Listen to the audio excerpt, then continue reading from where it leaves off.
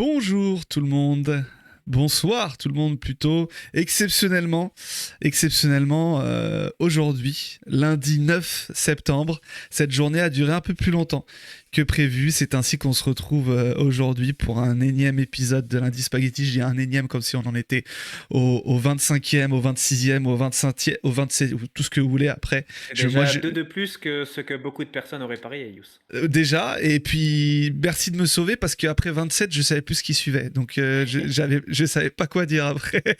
Et j'ai plus besoin de vous le présenter comme vous le savez. Mais avant de présenter mon acolyte du jour et de tous les jours et de chaque lundi et de chaque lundi spaghetti, j'en profite pour remercier tous ceux qui nous écoutent en podcast, en replay sur YouTube. Vous avez été énormément nombreux à écouter le podcast, ce qui nous a valu d'ailleurs des petites positions au classement football de certains sites auxquels on s'attendait pas, mais ça fait vraiment plaisir. Vous êtes beaucoup également sur YouTube en replay, donc je sais qu'au moment où vous écoutez ça, là, vous m'écoutez moi, vous êtes en train de m'écouter peut-être sur une autre plateforme que Twitch, même si on est en direct à chaque fois sur Twitch. Et on vous invite à venir sur Twitch pour réagir, pour parler avec nous, pour tout ce qui se passe et toute l'interactivité que ça permet. Merci en tout cas d'être là pour ce deuxième et loin d'être le dernier numéro, on l'espère. Évidemment, Kedou est avec moi. Salut Edou. Salut Yous, salut à tous. Ça Alors, fait plaisir de se retrouver, hein. Ce que vous savez pas, c'est que tous les jours j'envoie des messages à Yous en lui disant on fait pas mardi fusili, on fait pas mercredi rigatoni, on fait pas jeudi gnocchi. Donc si il est on un peu pouvait, on le ferait tous les désespéré, jours. mais on a tenu bon et on est là, hein, pour un Bah, deuxième épisode. bah, écoute, moi, ça me fait plaisir de te retrouver. Bah, et pour l'anecdote, et pour ceux qui me suivent sur ma chaîne, ils peuvent voir que en ce moment, j'ai pas trop les moyens de stream pour différentes raisons. Mais ce soir, cette échappée avec toi, j'y tenais et j'ai tout fait ce qui était en mon possible pour pouvoir être là et pour pouvoir partager ce moment avec toi. Donc c'est évidemment un Je problème. sais qu'au-delà de la passion du football, il y a énormément de, de générosité de ta part pour aider un ami. Donc ça me touche beaucoup. Déjà, je vois qu'on t'entend super bien. Ah, Non mais non pas qu'on t'entendait pas bien avant, hein, mais on t'entend mais on encore m'entend mieux. mieux. C'est Ouais, parce que je crois que tu tiens ton micro comme une glace, c'est ça? Ouais, exactement. c'est On peut beau. montrer l'antenne. Merci à Voilà, nos confrères les coparénins, hein. habitants. Exactement. On les salue Donc d'ailleurs. on est là et on m'entend mieux. Peut-être qu'un jour on ne m'entendra plus pour des raisons politiques, mais moi c'est pas grave. Pour l'instant on est là et on va passer un bon moment ensemble. Ouais, bah alors j'espère, je sais pas, c'est toi qui le dis. On va te faire confiance. Un beau moment, je sais pas. Non, en vrai, vu les sujets de ce soir, on devrait pas déborder. Donc il n'y a pas de raison qu'on passe pas un bon moment, même avec vous, les amis. Je sais pas s'il y en a qui suivent un peu le Twitter. C'est l'occasion, je vous invite, hein, à ceux qui le font pas encore, d'aller suivre le Twitter Lundi Spaghetti.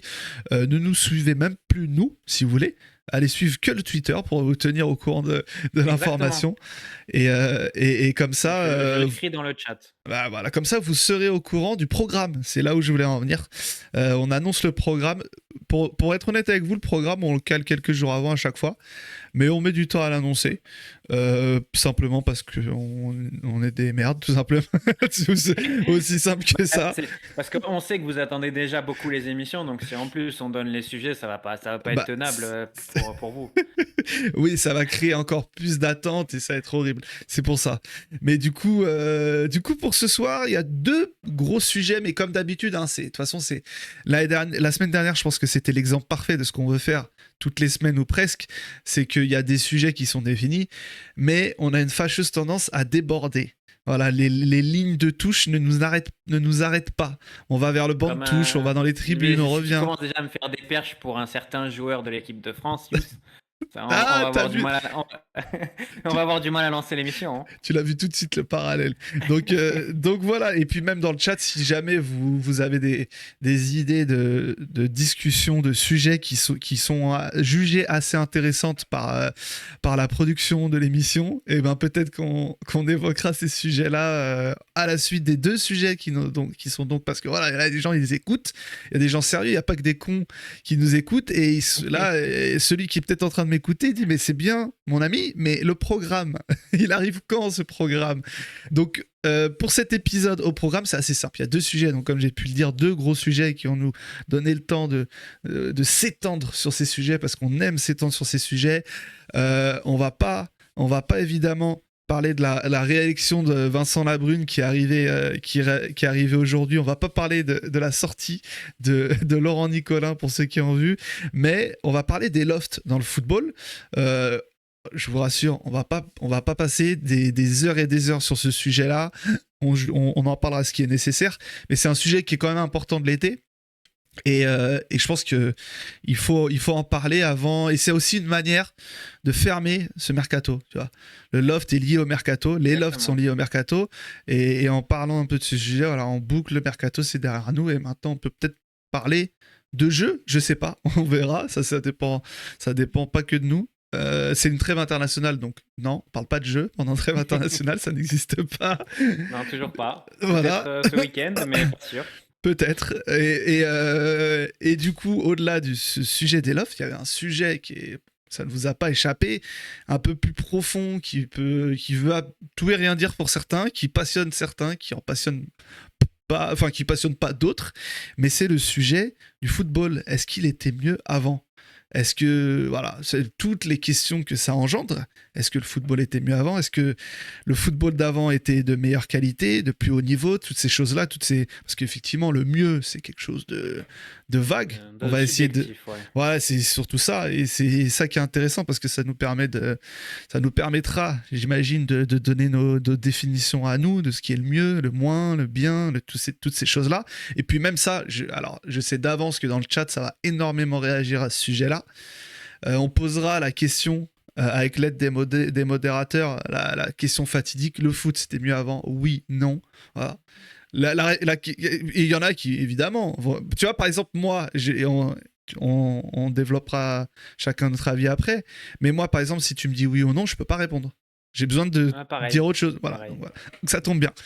Et limite, ça me fascine que des gens puissent répondre aussi facilement. C'était mieux avant? Oui, non. Bah vraiment, vous êtes très forts, les gars. Mais avant ça, on va parler des lofts. Voilà. Parce que voilà, les lofts, c'est quand même un sujet du moment, pas le sujet du moment, parce que on va pas se mentir, les lofts, ça existe depuis la nuit des temps. D'ailleurs, pour ceux qui ont la chance de discuter avec une direction sportive qui a été remarquée pour sa mise en place du loft cet été, cette direction sportive répond à qui veut l'entendre. Bon, tout le monde le fait. Qu'on le fasse, c'est pas un souci. On va pas nous faire chier avec ça. C'est ce qui ressort. Donc, c'est quand même un peu la preuve que ça ne date pas. C'est très dur de se concentrer quand on lit le chat. Je vais arrêter de lire le chat. Donc, voilà, c'est à peu près établi dans le football actuel, auprès des dirigeants, auprès de tout le monde, et même auprès des supporters. Je pense, quoique, ça, c'est aussi une chose qui peut être intéressante à définir. Mais le loft est là, en tout cas. Les lofts sont là. D'ailleurs, l'été dernier, c'était un peu le sujet. On parlait pas forcément de loft, mais avec le feuilleton Mbappé, il y avait déjà une première discussion qui s'était un peu popularisée. Bon, ce qui avait été assez drôle, c'est qu'à l'époque, on avait eu une sortie médiatique de l'UNFP pour défendre Mbappé. À date, on n'en a pas eu encore pour défendre les joueurs qui étaient concernés dans les lofts cet été, parce que on parle, évidemment, tout le monde pense au loft de l'OM, parce que c'est celui qui a eu le plus de relais médiatiquement, d'écho, c'est exactement ça. Mais il y a eu un loft à Lyon, par exemple. Il y a eu un loft à Nice également. Enfin, il y a des lofts un peu partout. Mais en tout cas, les lofts sont là. Toi, Edu, en tant que supporter objectif, neutre, à 100%, en tout cas, t'as pas de club professionnel. Ça, c'est de club de foot Non. professionnel, tu n'en supportes pas. Ça, c'est Non. une Non. certitude. Je vois pas de Toi, quoi tu parles, mais non, je ne supporte aucun club professionnel. ton avis sur ça, en gros, vas-y, je te balance un peu une patate chaude, mais Euh, de manière. Mon avis, ma première réaction sur cette question-là, c'est que on parlait d'écho, c'est que ça fait, à mon sens, dans un premier temps, l'écho de l'échec de bon nombre de politiques sportives dans les clubs. Parce que quand tu arrives à une situation où ta seule réponse pour solutionner un problème, c'est d'écarter un joueur, c'est de créer un conflit avec lui, c'est de créer potentiellement un conflit avec un vestiaire, c'est qu'il y a quelque chose qui a été mal géré en amont. Déjà, ouais. Quand on parle de l'Olympique de Marseille ou par exemple du cas de Verretou, la réponse elle est simple, c'est qu'il y a eu il y a eu un salaire très important qui a été donné à Verretou. Et donc quelques années plus tard, quand tu veux t'en séparer, alors à tort ou à raison, je sais pas, je pense pas que ce soit le sujet, mais quand tu veux t'en séparer et que pour toi la réponse logique ou la solution logique, ben, c'est de l'écarter, c'est qu'il y a eu un problème. Et si on prend l'exemple de Verretou ou de Bemba, moi j'ai un peu de mal avec ça dans la mesure où, en plus, bon, on a tous des avis différents sur leur performance, mais je pense pas que c'est des joueurs qui, en termes de niveau sur la pelouse, méritent d'être autant mis à l'écart qu'ils l'ont été. Et aussi, il faut en revenir tout simplement à la réalité, on va dire, légale, c'est que ces joueurs-là, ils ont un contrat. Donc ce contrat, il a été signé entre deux parties. Il fait suite il fait suite à un accord entre les deux parties. Donc c'est très problématique, quelques années plus tard, d'une certaine façon, de chercher à casser ce contrat qui n'a jamais qui n'a jamais été acquis par la force, que ce soit par l'une ou l'autre des parties. Donc moi, j'ai une position largement en faveur des joueurs. Je vois pas pourquoi ces joueurs-là, ils devraient lâcher quelque chose qu'ils ont obtenu. Parce que en face, un club est mal géré, parce qu'en face, un club tire la langue financièrement. Je vois pas pourquoi ce serait aux joueurs. Les joueurs ne doivent rien à leur club. Ils doivent un bon niveau de performance. Je Mhm. pense que dans le cas des joueurs de l'Olympique de Marseille, c'est pas les pires joueurs dont on pourrait parler. Ouais, Je en pense plus. même qu'un joueur comme Bemba, il a plus souvent été dans le haut de la hiérarchie que dans le bas. Je pense que Verretou, si on reste sur l'aspect purement sportif, il a aussi été à un niveau plus que convenable et qu'il y a eu des joueurs bien plus problématiques que lui. Donc j'ai du mal, en fait, j'ai du mal à saisir la stratégie de l'Olympique de Marseille quand ils font ça. C'est-à-dire que tu veuilles t'en séparer, il n'y a pas de problème. Je veux dire, il y a une politique sportive, il y a une ambition sur du moyen ou du long terme, peut-être un plan, voilà, un plan sportif dans lequel ils ne s'inscrivent pas ou que le club ne veut pas les inscrire, pas de problème. Mais je pense que des solutions, elles peuvent se trouver à l'amiable et que même si on reste, si on voit sur le volet sportif, quel est l'intérêt de te priver de deux joueurs comme ça? Si tu n'arrives pas à les faire partir, l'exemple type, c'est qu'aujourd'hui, on est le 10 septembre. Ils sont toujours à l'Olympique. Enfin, le Viretou, il a été viré, on va dire viré à des Bradé, tu veux conditions dire? Ouais, Ouais. voilà. J'allais dire à des conditions économiques assez lamentables pour le club. Je pense que c'est un joueur qui aurait très bien pu être utile cette saison pour l'Olympique de Marseille, qui aurait pu être intégré soit dans une rotation ou qui aurait même pu être titulaire, hein. Je pense que l'Olympique de Marseille n'a pas l'effectif du FC Barcelone au milieu de terrain. Et que bien malin est celui qui peut prétendre en août ou début septembre que tel joueur sera titulaire toute la saison ou que tel joueur n'aura pas de temps de jeu. Donc je pense que c'est problématique sur beaucoup d'aspects, que ce soit légal, moral et sportif.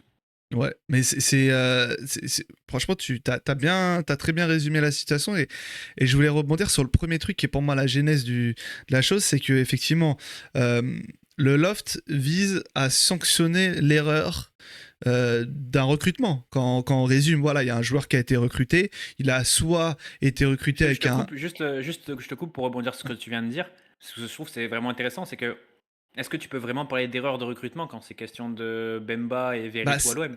en fait, quand je parle de l'erreur de recrutement, c'est que quand on est à l'été 2024, donc aujourd'hui, le club juge que cet été-là, le joueur a un salaire qui est trop élevé, une durée pas avantageuse et un statut qui ne représente pas l'argent qu'il va récupérer dans sa poche.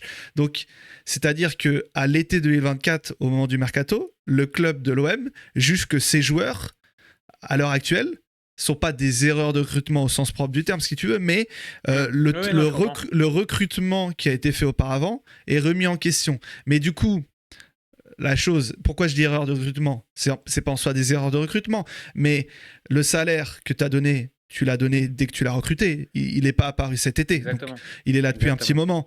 Le fait que les Et joueurs... ça ne te posait pas de problème quand il arrive ou quand il fait sa deuxième saison. Le problème, il Exactement. arrive 2 ans après. Et tu savais très bien qu'au bout d'un moment, ils allaient se retrouver à 1 an de la fin de leur contrat. C'est difficile, Exactement. je pense, en termes techniques, de passer de 2 ans, d'être à 2 ans de la fin de son contrat et de passer à 0 d'un coup. À mon avis, tu passes normalement à chaque fois et tu arrives à 1 an de la fin de ton contrat, généralement, techniquement. Mais bon, Généralement, ouais. mais au-delà du fait, c'est que en fait, on en vient à sanctionner le joueur, mais le pire, c'est que avec la situation Verretou, je pense qu'elle raconte tout, la situation Bemba raconte tout, c'est que c'est le club qui s'est sanctionné. Parce que sportivement, on va pas faire le débat sportif parce que à partir du Bien moment sûr. où hier l'entraîneur a dit que lui avait été décisionnaire là-dedans, est-ce que c'est vrai? Est-ce que c'est une sortie pour... voilà, si on part dans ce principe-là, on peut tout remettre en question, mais on met de côté le côté sportif. Mais du coup, Bemba, il va rester 1 an, il va pas jouer, tu ne vas pas le payer, tu vas le payer, donc il va te coûter de l'argent et il va t'offrir 0 minutes. Et Jordan Verretou, que tu as acheté plus d'une dizaine de millions d'euros il y a 2 ans, tu le revends à un concurrent, en tout cas un rival, pour à peine plus de 4 millions d'euros en plein mois de septembre. Tu peux objectivement penser que ce loft n'a pas été une réussite vu que financièrement tu ne t'y retrouves pas. Donc en fait, pour moi le problème, en tout cas à l'OM, après dans des clubs différents, c'était peut-être une autre approche, mais là à l'OM, je fais exception de Garcia qui était dans un cas différent et d'autres joueurs comme Sarr qui sont partis très vite, comme Ndiaye. Est-ce qu'ils étaient vraiment dans le loft ou est-ce que tu as pu les libérer avant? On ne saura pas trop.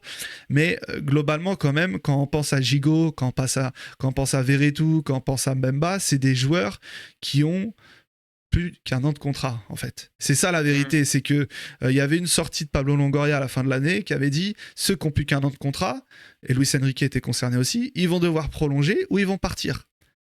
Donc, tu préparais un peu. Et en gros, c'est un peu ça qui est un peu la base de ce loft, c'est de se dire de manière très brute, le joueur est à 1 an de la fin de son contrat, faut que je le vende, sinon je vais pas gagner d'argent sur lui. Mais est-ce que déjà c'est la bonne approche? Parce que Bemba, tu vas le chercher libre. Et tu vas le chercher libre parce que tu parles avec lui et que tu lui dis Chancel, bientôt t'es libre, on va te faire signer libre, viens chez nous. Donc, quand tu vas chercher un joueur comme ça, est-ce que tu peux être étonné qu'il pense à faire la même chose lui de son côté? Non, tu peux pas. Et en plus, tu vois, quand tu cites, alors c'est peut-être une coïncidence, mais les 3 joueurs qui ont posé le plus de problèmes dans cette histoire de loft, comme tu viens de le dire, c'est Verretou, Gigot et Bemba. Il s'avère que quand tu fais le bilan sur la liste des joueurs qui ont été mis de côté, c'est les 3 joueurs qui ont eu un rôle sportif le plus important dans le lot. Donc tu peux rajouter ça aussi, c'est-à-dire que tu es à la place d'un Verretou, tu es à la place d'un Bemba, tu es à la place d'un Gigot. Tu sais que ta place sportivement dans l'équipe, tu l'avais. Et que ta mise à l'écart, aujourd'hui, elle est purement, comme tu l'as souligné, économique. Parce que tu as un club qui essaye de récupérer quelques euros sur peut-être des contrats qui n'ont pas été assez bien gérés. J'ai quand même Alors après, là, c'est évidemment purement conditionnel et fictif, mais je pense quand même que des joueurs comme Gigot notamment, ou même un Verretou, je pense que c'est des joueurs que tu peux prolonger, pas forcément aux mêmes conditions Bien sûr. économiques que Verretou leur signe avec précédent un salaire contrat. moins élevé à Lyon. et voilà, je pense pas que tu avais cette contrainte de conserver véritablement les salaires qu'ils avaient par le passé. Et surtout, enfin, tu mets ça en parallèle avec le fait que le salaire qu'ils ont à l'Olympique de Marseille, qu'ils avaient à l'Olympique de Marseille, ben, tu viens de citer l'exemple de Verretou à l'OL. À la rigueur, vu que la Dreb en parle sur le chat, peut-être qu'effectivement que Bemba va réussir à choper un nouveau gros salaire pour terminer, terminer sa carrière. Un peu Sachant jeune, quoi. qu'il me semble qu'il avait eu quelques pistes vers les Émirats, il me semble, Ouais, non? ouais, bah il y a eu Mais même il y a eu des approches cet été encore aussi, ça s'est pas fait, mais oui, oui. Dans le donc il a Moyen-Orient, peut-être il vu est cette pisté. possibilité, ouais, il a peut-être cette possibilité dans les Émirats de choper un gros salaire, peut-être aussi important qu'à l'OM, voire plus. Mais des joueurs comme Verretou ou Gigot, je pense pas que la problématique pour elle soit vraiment économique. Et c'est pour ça que tu peux te poser la question quand même d'un éventuel compromis avec l'OM. C'est-à-dire que tu as l'impression qu'il n'y a jamais eu de compromis possible C'est pour le ça. club. Et que bah, à partir du moment où toi, tu n'ouvres aucunement la porte à un compromis, bah, ça peut se finir que dans des positions excessives. C'est- Et ben, comme on s'en est rendu compte, ces positions excessives, pour l'Olympique de Marseille, elles n'ont pas du tout débouché sur quelque chose de vraiment intéressant ou productif, que ce c'est- soit pour les finances ou que ce soit pour le club sportivement. Et tu vois, t'as introduit un peu une question que je voulais poser. C'est que, est-ce que on va. Là, j'aimerais qu'on se déplace, parce qu'on va pas non plus parler 2 heures sur ce sujet-là, mais j'aimerais qu'on se déplace sur une dimension un peu plus sociale, philosophique, appelée comme vous voulez. Bon, ça reste du football, et puis ça reste nous, donc ça va pas non plus voler très haut. Mais effectivement, quand tu. Clairement, ce love, tout ce qui s'est passé, tu entames directement une confrontation avec ton joueur. On l'a vu avec Bemba et Verretou par exemple, ils ont été directement convoqués avec la N3, ils étaient dans le groupe WhatsApp, ils ont dû faire des amicaux, à prendre des Flixbus pour jouer à Dune en plage et faire 437 km en un week-end. Enfin, il y a eu ces espèces de pratiques qui peuvent s'apparenter un peu à de l'humiliation. Mais Exactement. qu'on soit d'accord avec ça ou pas, c'est pas ça la question. Mais quand tu vas dans cette optique-là, vis-à-vis du joueur, vis-à-vis des joueurs qui étaient peut-être ouverts. Parce que, en fait, c'est surtout ça dont on veut discuter. Ce loft, c'est la position la plus extrême dans une discussion, si tu estimes que c'est une discussion. Mais est-ce que tu peux reprocher à un joueur de ne pas avoir envie de faire de concessions quand tu commences comme ça cette tentative de solution? Trouver une solution en tout cas. Le joueur, tu vois, il est replié sur lui. Moi, je me mets à la place En fait, d'un il n'y a pas joueur. de Je suis pas un négociation. bon C'est qu'il n'y a exemple. pas de Tu me fais négociation, ça, il y je a une pars pas. imposition. Oui, voilà, c'est ça. Et en plus, comme tu l'as dit, c'est une imposition qui est enrobée d'humiliation on va pas parler d'harcèlement, mais je veux dire, tu mets vraiment au-delà du joueur, tu penses que c'est un être humain que tu mets en position délicate et que ben, par différentes méthodes, plus ou moins moral, le pousser à bout, le pousser à ce que ce soit lui qui craque, à ce que ce soit lui qui réduise peut-être ses ambitions ou ses exigences en matière de club dans lequel il pourrait signer, que ce soit sportivement, que ce soit économiquement.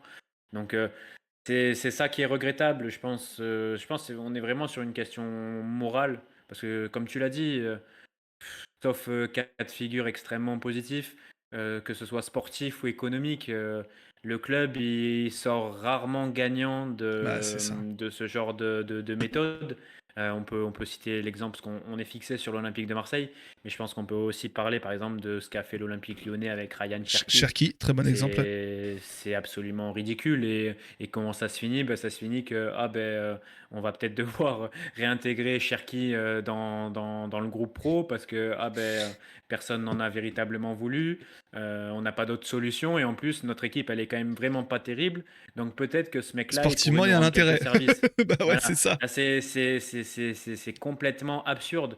Et en plus, bon, c'est c'est ma conviction. Mais moi, je suis partisan du fait que tu vends toujours plus Ah, ça, facilement un joueur que tu montres. joueur que carte. Mais Ça a coupé Edu, mais j'ai compris ce que tu voulais dire, c'est que quand tu veux vendre un joueur, il y a quand même de meilleures manières que de crier à tout le monde qu'il est indésirable, exactement, et c'est peut-être mieux exactement. aussi de le faire jouer et de le montrer pour le vendre. Donc oui, Tout à fait. C'est exactement ce que je voulais dire. on se comprend tellement, c'est facile, mais il y a cette dimension-là aussi, oui, c'est que, et encore une fois, on juge pas forcément du bien fondé de l'écarter ou pas sportivement.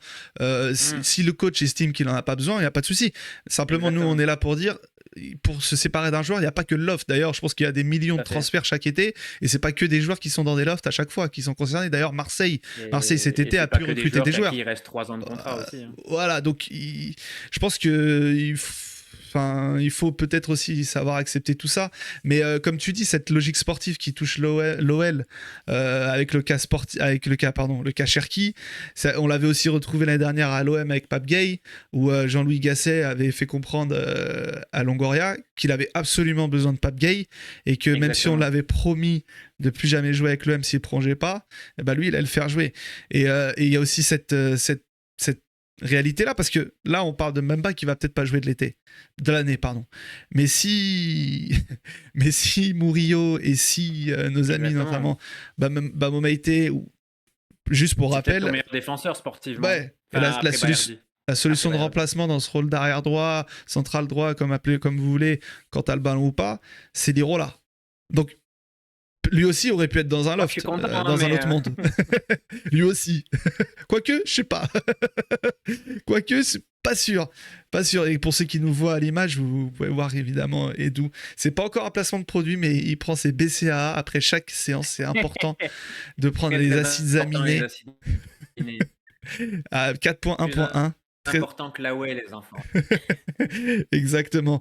Mais bon, après, au-delà de ça, c'est peut-être pas le Lost, mais c'est un sujet, on pourra peut-être l'ouvrir plus tard. Mais moi, j'ai envie de te poser une question, et puis ça peut peut-être permettre aussi au chat d'y répondre si c'est un sujet qui l'inspire. Mais est-ce que on peut reprocher à un joueur de voir son intérêt sportif et de voir gérer sa carrière de la manière dont il le veut, et potentiellement d'être un joueur qui se dit, bah écoute, moi j'ai un contrat, je vais aller au bout et je partirai libre là où je veux. Est-ce qu'on peut reprocher à un joueur d'avoir cette approche là? En fait, je pense que cette approche, tu peux la critiquer uniquement si tu es un supporter qui ne voit le football qu'à travers l'intérêt de son club. Parce que si t'es tout simplement un être humain normal, donc pas un supporter de football, il n'y a rien de plus logique. Parce que euh, économiquement, tu es gagnant. Je peux même dire sportivement, tu es certainement gagnant aussi. Parce que le fait d'être un joueur libre, ça peut permettre aussi d'aller chercher des clubs d'un meilleur calibre. Il ne faut pas se leurrer parce que un joueur libre, tout le monde est intéressé par un joueur libre. Après, la deuxième condition, c'est est-ce que le niveau du joueur en question, est-ce que le profil du joueur en question peut apporter au club. Mais un joueur libre, forcément, tous les clubs du monde vont un jour s'y intéresser. On a eu par le passé des clubs, un club qui a été un très grand club, bon, qui ne l'est plus, mais qui a un peu basé sa réussite là-dessus. C'était la Juve il y a 10 ans, avant de retomber en série B. Mais des grands clubs peuvent faire appel à ces joueurs libres parce que comme on dit en Italie, c'est un paramètre zéro. Ouais. Et c'est un pari qui peut pas être perdant parce qu'au pire, le mec est pas bon, il est écarté sportivement et c'est pas grave. Mais par contre, pour le joueur, c'est une opportunité extraordinaire. C'est l'opportunité de pouvoir potentiellement signer dans un club dans lequel il n'aurait jamais pu signer s'il avait des années de contrat à déverrouiller. Et ça, c'est pas négligeable. En fait, il y a rien, il y a vraiment aucun, à part celui d'une certaine loyauté envers un club, ou qui n'est pas vraiment un club, qui est, je pense, surtout un employeur. Ouais. À part cet aspect-là, il n'y a absolument rien qui, qui puisse amener le joueur à s'enfermer dans des contrats. Mais Être libre, c'est vraiment, on peut le prendre au premier degré, c'est vraiment avoir la liberté De faire choisir. ce que tu as envie de Bah, faire non, mais et parce de que je sais choisir pas, tout simplement. c'est pas la NBA où on te dit Mm. 2 heures après t'avoir vu à l'entraînement, au fait, fais tes valises, bah tu pars à Salt Lake City, mon pote. Ah, mais on Exactement. était à New York, ouais, mais c'est pas grave, tu vas à Salt Lake City, bon courage à toi. Et ma famille, bah tu les laisses là et C'est tu ça, verras dans 6 exactement. mois. Non, mais et puis même, je pense que tu vois, quand on parle de la volonté d'un joueur de vouloir un peu maîtriser sa carrière, et là on vient de parler pendant des minutes et des minutes du cas Verretou. Et ben, je pense que c'est un très bon exemple. Verretou, je pense qu'à la fin de la saison dernière, unanimement, personne, en tout cas, n'a critiqué sa saison. Il y en a qui le voyaient comme ayant été un des meilleurs joueurs, le meilleur joueur pour certains. En tout cas, sportivement, il n'a pas justifié énormément de critiques et en tout cas, il n'a pas Mm. justifié de porter la responsabilité totale de ce qu'a fait le club l'année dernière, à savoir finir 8e du championnat. Et malgré ça, du jour au lendemain, quand un autre coach est arrivé, ou ça peut être le cas avec d'autres joueurs, à partir du moment où un coach décide de ne pas compter sur ce joueur ne vaut plus rien, même si sportivement, ce qui s'est passé jusque-là est Mm. satisfaisant. Et ça devrait faire tilt pour n'importe quel supporter qui voit ça. Il disait, mais attends, je peux être Verretou et être à peu près irréprochable. En tout cas, je ne sais pas ce que lui aurait peut-être pu faire de mieux. Et malgré ça, on peut me pousser vers la sortie. Mais quand t'es joueur et que tu vois ça, tu ne peux que vouloir prendre ton destin encore plus en main. Mm. Enfin, Et en plus, je pense que ça paraît mm, évident. ouais. Et en plus, je pense que, enfin, au-delà du simple supporter qui pense à l'intérêt de son club, je pense que nous qui ne sommes pas dans le milieu, qui ne baignons pas dedans, on a une vision idéalisée et presque bisounours du monde du foot. Ah, les Que ce dirigeants. soit les dirigeants, que ce soit le fantasme de l'institution, que ce soit tout ça. Au final, un club, c'est une entreprise, un club, c'est une somme d'individualités, une somme d'êtres humains qui poursuivent tous leurs intérêts et qu'à partir du moment où chacun poursuit des intérêts personnels, ça amène à des situations de conflit et que la vérité, c'est pas celle romancée que peut avoir un supporter qui doit imaginer qu'un joueur doit tant à un club, qu'un joueur doit tant à un dirigeant. Non, personne. En fait, je pense que le foot, c'est peut-être la chose la plus, l'environnement le plus logique du monde. C'est que personne ne doit rien à personne. Les performances, les contrats, les carrières. Évidemment, il y a des facteurs externes où il y a des joueurs qui ont plus de réussite que d'autres parce qu'ils ont des meilleurs contacts, ils ont des meilleurs agents. Mais dans les faits, une fois que tu es dans un club, une fois que tu es sur un terrain, c'est toi et ta performance, c'est toi et ton contrat et il n'y a pas de, il y a pas de, chacun tire dans chacun tire dans le sens qui est le meilleur pour lui. Je connais personne, à part des cas extraordinaires, de joueurs ou de dirigeants qui font passer les intérêts personnels d'un tiers avant le sien ou celui de son club. Hmm. Quand je dis ça, maintenant, je pense aux personnes qui le font vraiment, mais ça, on en parlera peut-être une autre semaine. Mais voilà, je pense qu'il faut sortir un peu, défanatiser ce sujet, ne plus trop le romancer et se rendre compte que c'est pas, à mon sens, pas un joueur face à un club ou un joueur qui joue dans un club, mais vraiment un salarié et un employeur. Et imaginer tout ce que ça peut impliquer en termes de problématiques et de conflits. Et puis, nous, supporters, on voit le club, on voit l'amour qu'on lui porte, le symbole, l'institution, le logo, le maillot, toutes ces choses-là, le stade, etc.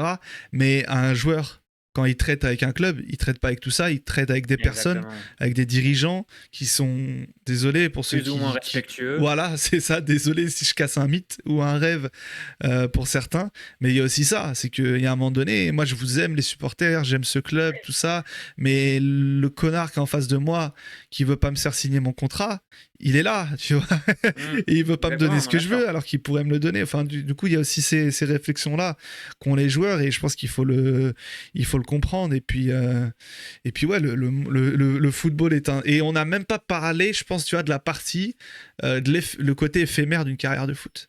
À quel point Exactement, tout exactement. peut basculer du jour au lendemain. Après, on n'est pas là pour dire oui, les pauvres, ils veulent gagner le plus possible parce qu'ils en ont pas beaucoup. C'est pas dans ce sens-là, c'est juste dans le sens où ils font un métier où ils savent qu'ils peuvent gagner de l'argent. Ils veulent maximiser ce qu'ils peuvent gagner, c'est-à-dire que ces 10 millions d'euros, s'ils vont pas dans ma poche, ils sont dans la poche d'un club, ils vont pas disparaître dans la nature, ils vont pas être redistribués à des pauvres dans la rue. Ils vont soit rester à la main des dirigeants, soit servir à certains intermédiaires, à des commissions, je sais pas quoi. Donc le joueur qui veuille cet argent, on peut pas lui en vouloir. Et que le joueur puisse se dire, bah dans 6 mois, peut-être que je joue plus jamais au football. Bah donc pendant ces 6 mois, j'ai envie de gagner le plus possible. Tu peux comprendre cette réflexion-là aussi. Après, bon. Surtout que le club sera toujours. Enfin, le club, à part si Gérard Lopez arrive aux manettes, le club sera toujours là, quoi. Mais, Comment il s'appelle, tu dis? Gérard. Ah, mais oui. Le joueur ne sera plus là. Hein. Donc, oui, c'est ça en plus. Donc, mais bon, c'est un sujet assez. En vrai. On pourrait aller sur des chemins un peu plus annexes par rapport à cette question-là du loft, parce qu'on parlait du loft, mais on s'étend comme d'hab, on pourrait encore continuer et partir plus en détail, mais en vrai, je pense qu'il est plus intéressant qu'on passe au sujet suivant, mais voilà, en tout cas dans le chat, je vois que la plupart des gens sont assez d'accord avec ça. C'est assez étonnant et rassurant de voir que des gens réfléchissent en nous regardant plus que nous, du coup. Ouais, je pense qu'à partir du moment où tu sors de la bulle du supporter, tu peux pas avoir Enfin, ça me paraît inconcevable d'avoir une autre position. Et je crois que c'est Ryan qui en parlait sur le chat. On va pas en parler, mais c'est un sujet aussi qu'on aurait pu évoquer. En plus, c'est bien d'actualité côté marseillais. C'est aussi la gestion des jeunes joueurs, des joueurs du centre de formation, des contrats, de tout ça. Oui, toutes ces choses. Tu te rends bien compte que c'est bien plus complexe que juste un joueur et juste un club. Ouais. Et que nous, en tant qu'observateurs, on va dire notre boussole, ça va être comme sur plein d'autres sujets de la vie en général, mais ça doit être la morale. Oui, ouais. Ça doit être la morale, et que quand c'est ton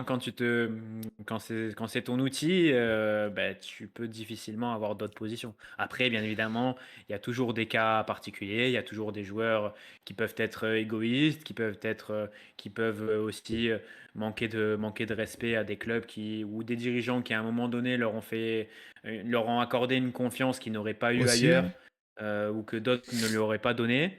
Mais voilà, sur le plan global, je pense que c'est une position qui doit faire consensus. Je suis assez d'accord avec toi. Hein. Mais j'anticipe déjà certaines réactions de personnes qui ont peut-être un avis différent et qui vont regarder, qui vont se dire qu'on a pris totalement le parti des joueurs, peut-être. Bah oui. Mais après, en vrai, nous, on défend pas forcément l'objectivité, mais dans notre avis, en tout cas dans ce qu'on avance, on essaie quand même d'avancer des faits de façon objective. Après, oui, ils sont orientés forcément en fonction de notre avis. Maintenant, comme tu le dis, il y a aussi des joueurs qui méritent, c'est peut-être le mot est fort, mais qui sont pas forcément plus respectables que des dirigeants. Bien ça sûr. Aussi, il faut pas être naïf, ça c'est clair. Mais je pense qu'il faut pas reprocher aux joueurs de raisonner en tant qu'individu et en tant qu'individualité face aux autres. Mais pour conclure sur le sujet, je vais lire quelques messages. Il y a un message de Fromey, notamment dans le chat, qui nous dit, pour résumer, c'est le propre du supporter moyen. Tu es tout content quand un joueur filoute entre guillemets pour venir Exactement. Dans ton club. L'exemple Ribéry Galatasaray, on s'en rappelle, et tu te scandalises quand il fait la même chose pour se casser. C'est vrai que c'est un peu le propre du supporter. C'est vraiment c'est vraiment tout dans l'intérêt de son club. Hein. C'est comme ça. Après voilà. Après de la même manière qu'on dit qu'il faut comprendre le joueur, est-ce que on ne devrait pas dire qu'il faut comprendre le supporter aussi? Je sais pas. Non. Non, ok. non, parce que c'est une déviance et c'est pas normal. non, mais évidemment, non. Évidemment que c'est pas normal d'avoir un avis qui dépend de. Voilà. On est complètement d'accord. Mais est-ce qu'on peut pas comprendre ce comportement d'un niveau au niveau sociologique, quoi, si tu veux. Bien sûr. Si, sociologiquement, on comprend tout à fait. Et n'oubliez pas de boycotter le groupe Pernod Ricard. Ils ont lâché, on a réussi les gars. Et pour finir sur ce sujet, juste les gars, négligez pas l'avis que des joueurs peuvent avoir au moment de rejoindre d'autres clubs quand ils voient qu'un club du jour au lendemain peut jeter un joueur qui était important, peut pousser les joueurs à partir tous les 6 mois, tous les 1 an. Ce manque de stabilité, des fois ça peut rebuter certains joueurs qui peuvent se dire mais je prends des risques en allant là-bas. Tu as des joueurs qui n'ont pas forcément besoin de prendre ce risque, ou qui n'ont pas forcément les qualités pour se permettre ça. Bah, c'est une réalité aussi, quoi. Et d'où je crois qu'on t'a perdu. Mais je crois peut-être qu'on t'entend, mais on te voit plus bouger. Ah, Non, c'est bon, c'est bon. c'est que tu m'entendes. Ouais, on t'entend. Donc on va faire avec. Mais voilà. Et Ilanovic dans le chat, qu'on salue, qui nous dit le footballeur doit être carriériste, mais pas corporatiste. En tout cas, moi, si j'avais un proche dans le football, c'est ce que je lui dirais. Peut-être que j'en ai, que vous savez pas. Mais voilà, c'est pour ce petit sujet qui était le sujet des lofts, hein, évidemment. À la fin, c'était absolument pas ça. Mais au début, en tout cas, c'était le sujet des lofts. Et je pense qu'on peut passer. Nous, on prend un départ, mais on sait pas où est-ce qu'on arrive. C'est toujours comme ça. Voilà. On a un peu débordé. Est-ce qu'on va déborder dans le deuxième sujet? Je me fais pas de soucis. Jamais. Et voilà. Du coup, est-ce que le football, c'était mieux avant? C'est une question qui a un peu tout et rien à dire. Avant de te laisser répondre et tout, parce que c'est une question qui est interminable, dans le sens où, effectivement, c'est un débat qui est posé tous les 2-3 mois sur les réseaux sociaux. Voilà, chacun se fait son avis, on en parle assez souvent. International, comme par hasard. On se demande pourquoi. C'est parce qu'on s'amuse énormément. Donc, mais enfin voilà, c'est un peu la grosse question. Est-ce que c'était mieux avant? Mais je pense que déjà, par où il faudrait peut-être qu'on aille, c'est qu'est-ce que mieux? Est-ce qu'on estime que c'était mieux à voir? C'était plus joli à voir? Est-ce que le niveau était plus élevé? Parce que souvent, ça, c'est un truc qui revient. Est-ce que le niveau était plus élevé avant? Est-ce qu'il y avait plus de grands joueurs avant? Toutes ces choses-là, est-ce que le football avait le même niveau tactique avant? Je trouve qu'en fait, voilà, cette question, et c'est ça qui est intéressant, c'est que cette question en découle plein d'autres questions. Et en fonction des questions, si vous avez suivi un peu les sous-questions que je viens de poser, il y a un moment où tu as envie de dire bah ouais, c'était mieux avant, et il y a des moments où tu as envie de dire bah non, c'est mieux aussi maintenant. Donc c'est aussi ça l'intérêt de ce genre de discussion. Enfin, peut-être qu'il y en a qui ont un avis encore plus tranché. Alors, comme on l'a dit en introduction, si vous avez un avis super tranché là-dessus, bravo à vous et on vous respecte. mais voilà, toi, ça t'inspire quoi Déjà, il y a un truc qu'il faut rappeler, je pense, c'est que c'est un sujet qui revient sur tous les sujets du monde. C'est qu'on parle de foot là, mais les gens ont le même avis sur le cinéma, sur la musique, sur la vie, sur les aides sociales. Non, je veux pas. Sur plus tard. Faire les courses, c'était mieux avant. Ça, c'est incontestable. Je pense que là, il n'y a pas de débat. Il y a quelques années, tu t'achetais pas autant de choses. T'achetais beaucoup plus de choses avec 50 € que maintenant. Enfin voilà, c'est un sujet. C'est vraiment le débat. Et souvent, j'ai quand même l'impression, à savoir si c'est le cas pour ce sujet-là, j'ai souvent l'impression que c'est des contes nostalgiques qui trouvent que c'était mieux avant. Alors, sur le foot, Provoque. En fait, il y a beaucoup de choses à dire. Il y a énormément de choses à dire, et il y a même une sous-question, parce qu'elle est revenue sur le chat, et je pense aussi que c'est une bonne sous-question pour un peu, on va dire, peut-être pas ridiculiser la problématique, mais tu vois, les premières réactions, c'était, mais avant, c'est quoi? Avant, c'est il y a 5 ans, avant, c'est il y a 10 Aussi. ans, avant, c'est il y a 15 ans, avant, c'est il y a 20 ans. Parce que le football d'il y a 20 ans n'a rien à voir avec le football d'il y a 10 ans, qui lui-même n'a rien à voir avec le football d'aujourd'hui. Donc déjà, selon ton échelle de comparaison, le constat, il est bien, bien, bien différent. Je pense que la première question, quand tu as cette problématique, c'est la question de la qualité. Quand je parle de qualité, c'est-à-dire niveau, est-ce que le niveau était plus élevé avant? Moi, mon avis, c'est que le niveau était, dans sa globalité, inférieur à aujourd'hui. Parce que ça, c'est ma conviction, c'est qu'aujourd'hui, d'un point de vue technique, d'un point de vue physique, d'un point de vue tactique. Je pense qu'on est à un niveau extraordinaire. Qu'on a un niveau extraordinaire et que ce qui est très différent par rapport à il y a 20 ans, par exemple, c'est l'homogénéité du niveau. C'est-à-dire Des que footballeurs demain, qui sont sur le terrain. exactement, Ouais. tout à fait. Demain, tu revois un match d'il y a 20 ans, même un grand club, tu vas avoir une disparité au niveau, au niveau des qualités des joueurs d'une même équipe qui est énorme. Tu as vraiment des équipes, des très grosses équipes, des très grosses sélections où tu vas avoir l'impression d'assister à des matchs de passagers clandestins. Parce que tu Ouais. t'es dit, mais attends, mais ce mec-là, comment il est arrivé dans cette équipe? Comment il peut jouer avec de tels joueurs? Alors que physiquement, il est en dessous, alors que techniquement, c'est quelqu'un qui peut rien apporter avec ses pieds dans l'utilisation du ballon, que tactiquement, tu le sens pas forcément non plus apporter une plus-value à son équipe. Ça, aujourd'hui, c'est quasiment, enfin dans les gros clubs du moins, sauf cas exceptionnels de quelques individualités, mais dans sa globalité, les équipes, elles ont des joueurs qui, sur ces plans-là, physique, technique, tactique, sont à un très très haut niveau. Et ça, je pense que c'est incontestable et que l'erreur que les gens font quand on parle de niveau, c'est que ils se fixent sur les très gros joueurs des années, enfin Ouais. des décennies précédentes. La Et fameuse pourquoi équipe aussi type de l'Euro 2000. comme disait la Dreb, pourquoi ces joueurs-là, ils faussent tout? C'est parce qu'on en revient à ce que je viens de dire. L'écart entre ces joueurs et les joueurs de leur époque, il était beaucoup plus important qu'aujourd'hui les gros joueurs avec les joueurs d'un calibre au-dessous. Parce que le palier, le palier, il a tellement augmenté que faire la différence entre toi et les autres joueurs, c'est beaucoup plus difficile qu'avant. Sortir du lot, c'est beaucoup plus difficile qu'avant.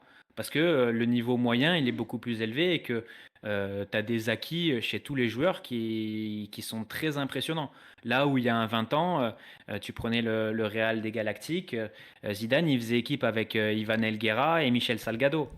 On respecte ces joueurs, hein, mais l'écart, il est beaucoup plus important que aujourd'hui, peut-être entre un Rodrigo et un Eder Militao ou un Rudiger dans ce qu'ils peuvent apporter Ouais. à leur équipe sur tous les plans. Non, mais clairement, je pense que moi, je suis déjà, premièrement, sur ce sujet de la disparité de niveau entre les joueurs. Et je pense, moi, je dirais le volume de joueurs de haut niveau. Je suis en 100% en phase et je pense que ça, franchement, c'est difficilement. Enfin, je vois pas comment on peut pas. C'est bien de dire ça quand on est censé ouvrir un débat et tout, mais non, je vois pas comment on peut nier le fait qu'il y ait moins de disparité de niveau entre les joueurs maintenant. Avant, c'était vraiment Et même criant. entre les équipes, hein. Ouais, et même entre les équipes. Mais déjà, ça, je pense que déjà, faut pas en avoir peur, même si voilà, on défend la vie. Certains, pardon, je dis on, c'est pas moi, c'est impersonnel. Même si tu as quelqu'un défend la vie, que c'était mieux avant, que ça jouait mieux avant, faut pas avoir peur du fait que je pense que les équipes dans la globalité ont progressé, mais en vrai, je pense que c'est déjà premièrement des avancées technologiques et c'est des choses qui sont technologiques, de connaissance du jeu, qui sont visibles dans n'importe quel sport au monde. Je pense que Jesse Owens, c'est pas pour rien que voilà, sur des sports comme l'athlétisme par exemple, c'est encore plus facilement perceptible parce que c'est un temps, tu le bats, tu vas plus vite, donc t'es meilleur. Mais ça s'accompagne d'une meilleure technique, on apprend à mieux courir, on a forcément du matériel de meilleure qualité, on a plus de coachs, plus de moyens, plus de gens autour de nous, on est professionnel donc on s'entraîne beaucoup plus. Même par exemple, je pense que rien qu'au niveau du volume d'entraînement, je suis persuadé que entre un pro d'il y a 30 ans et un pro de maintenant, ça n'a rien à voir. Entre effectivement des staffs techniques, parce que tu vas maintenant dans des staffs professionnels, tu vas avoir un coach qui s'occupe de ça, un autre qui s'occupe de ci, un qui va vérifier que le joueur mange pas plus de 30 glucides après 20 heures, un autre qui va vérifier que le matériel est bien parfaitement taillé, que la semelle, que chaque joueur a bien sa semelle orthopédique. T'as d'autres staffs qui vont faire attention que chaque joueur ait bien son certificat médical pour la prescription de Ventoline. Tu vois,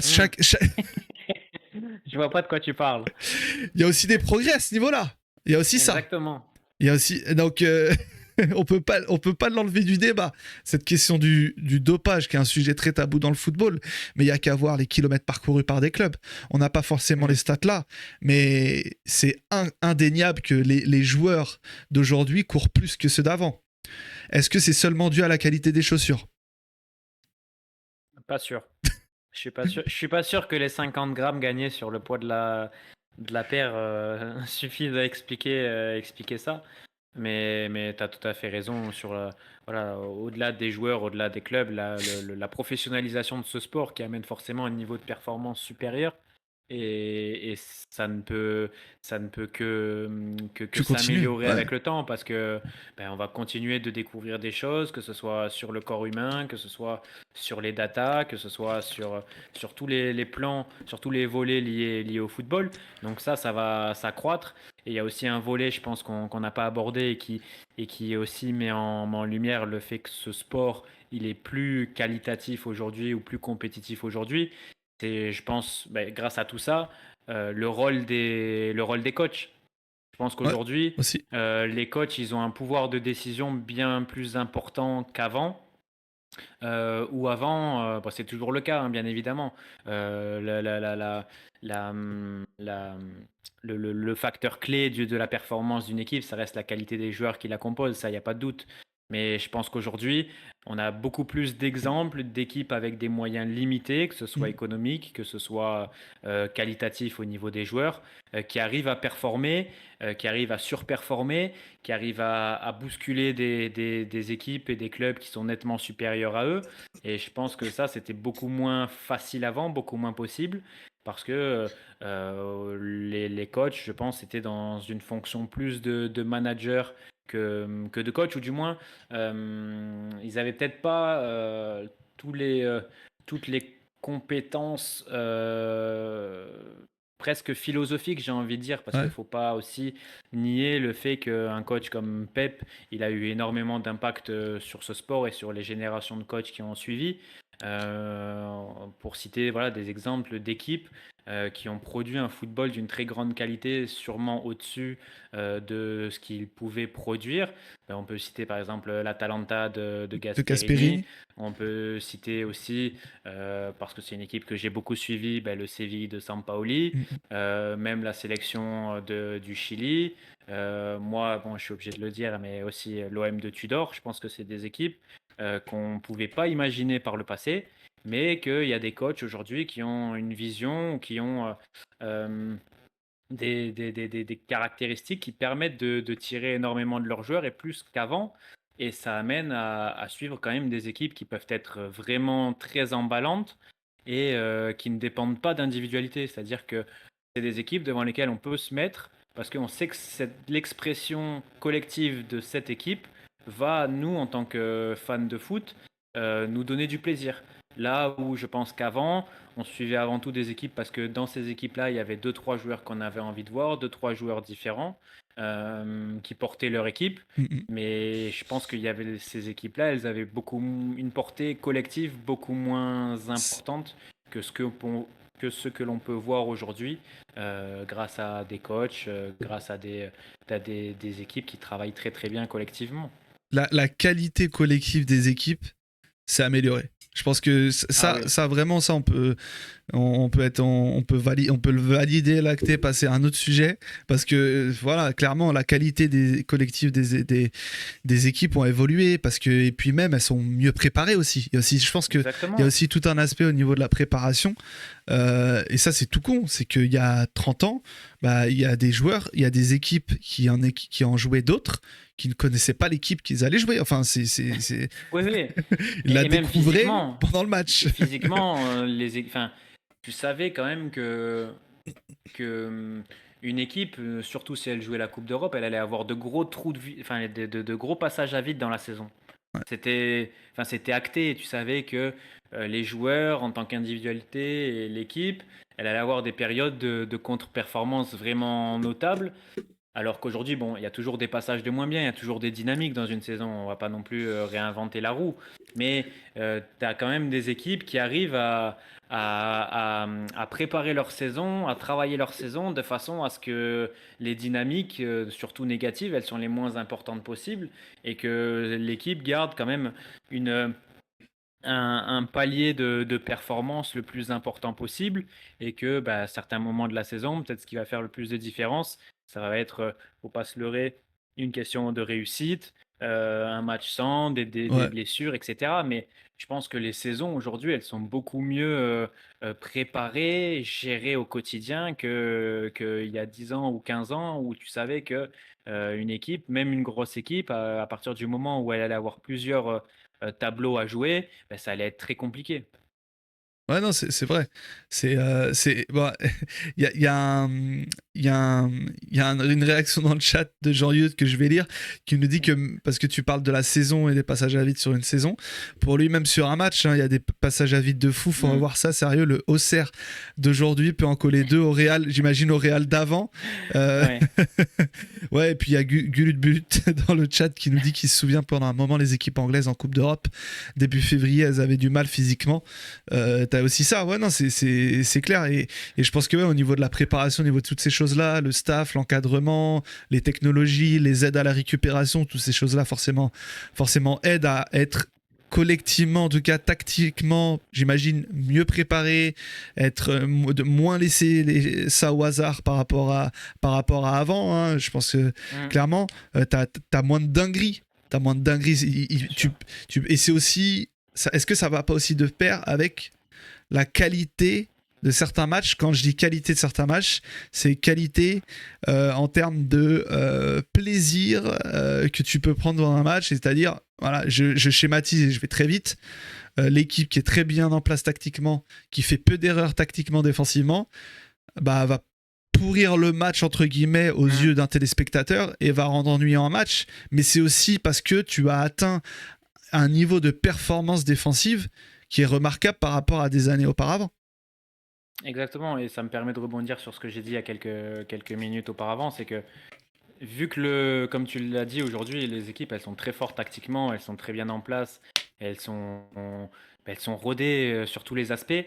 Qu'est-ce qui fait la différence? Quel est le levier aujourd'hui qui peut vraiment faire basculer des matchs, faire basculer des saisons? C'est le coach.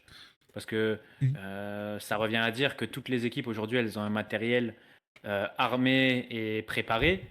Et que ce matériel-là, qu'est-ce qui va faire la différence entre une équipe très bien préparée devant laquelle on se fait chier tous les week-ends et une équipe très bien préparée qui va nous donner du plaisir?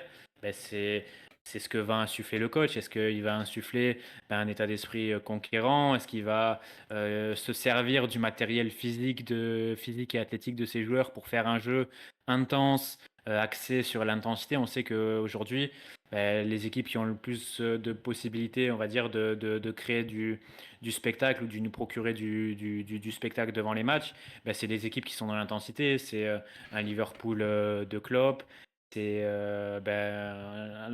quand tu regardais il y a 3 ou 4 ans, parce que je pense que c'était peut-être la quintessence de son équipe, mais quand il y a 3 ou 4 ans en arrière, tu prenais l'Atalanta de Gasperini, les mecs ils mettaient 5 buts, 6 buts par match, alors que tu connaissais aucun joueur dans l'équipe. C'est les coachs à un moment donné qui arrivent à se servir de ce matériel-là pour faire quelque chose de différent. Après, si tu es sur un coach avec une vision, on va dire, assez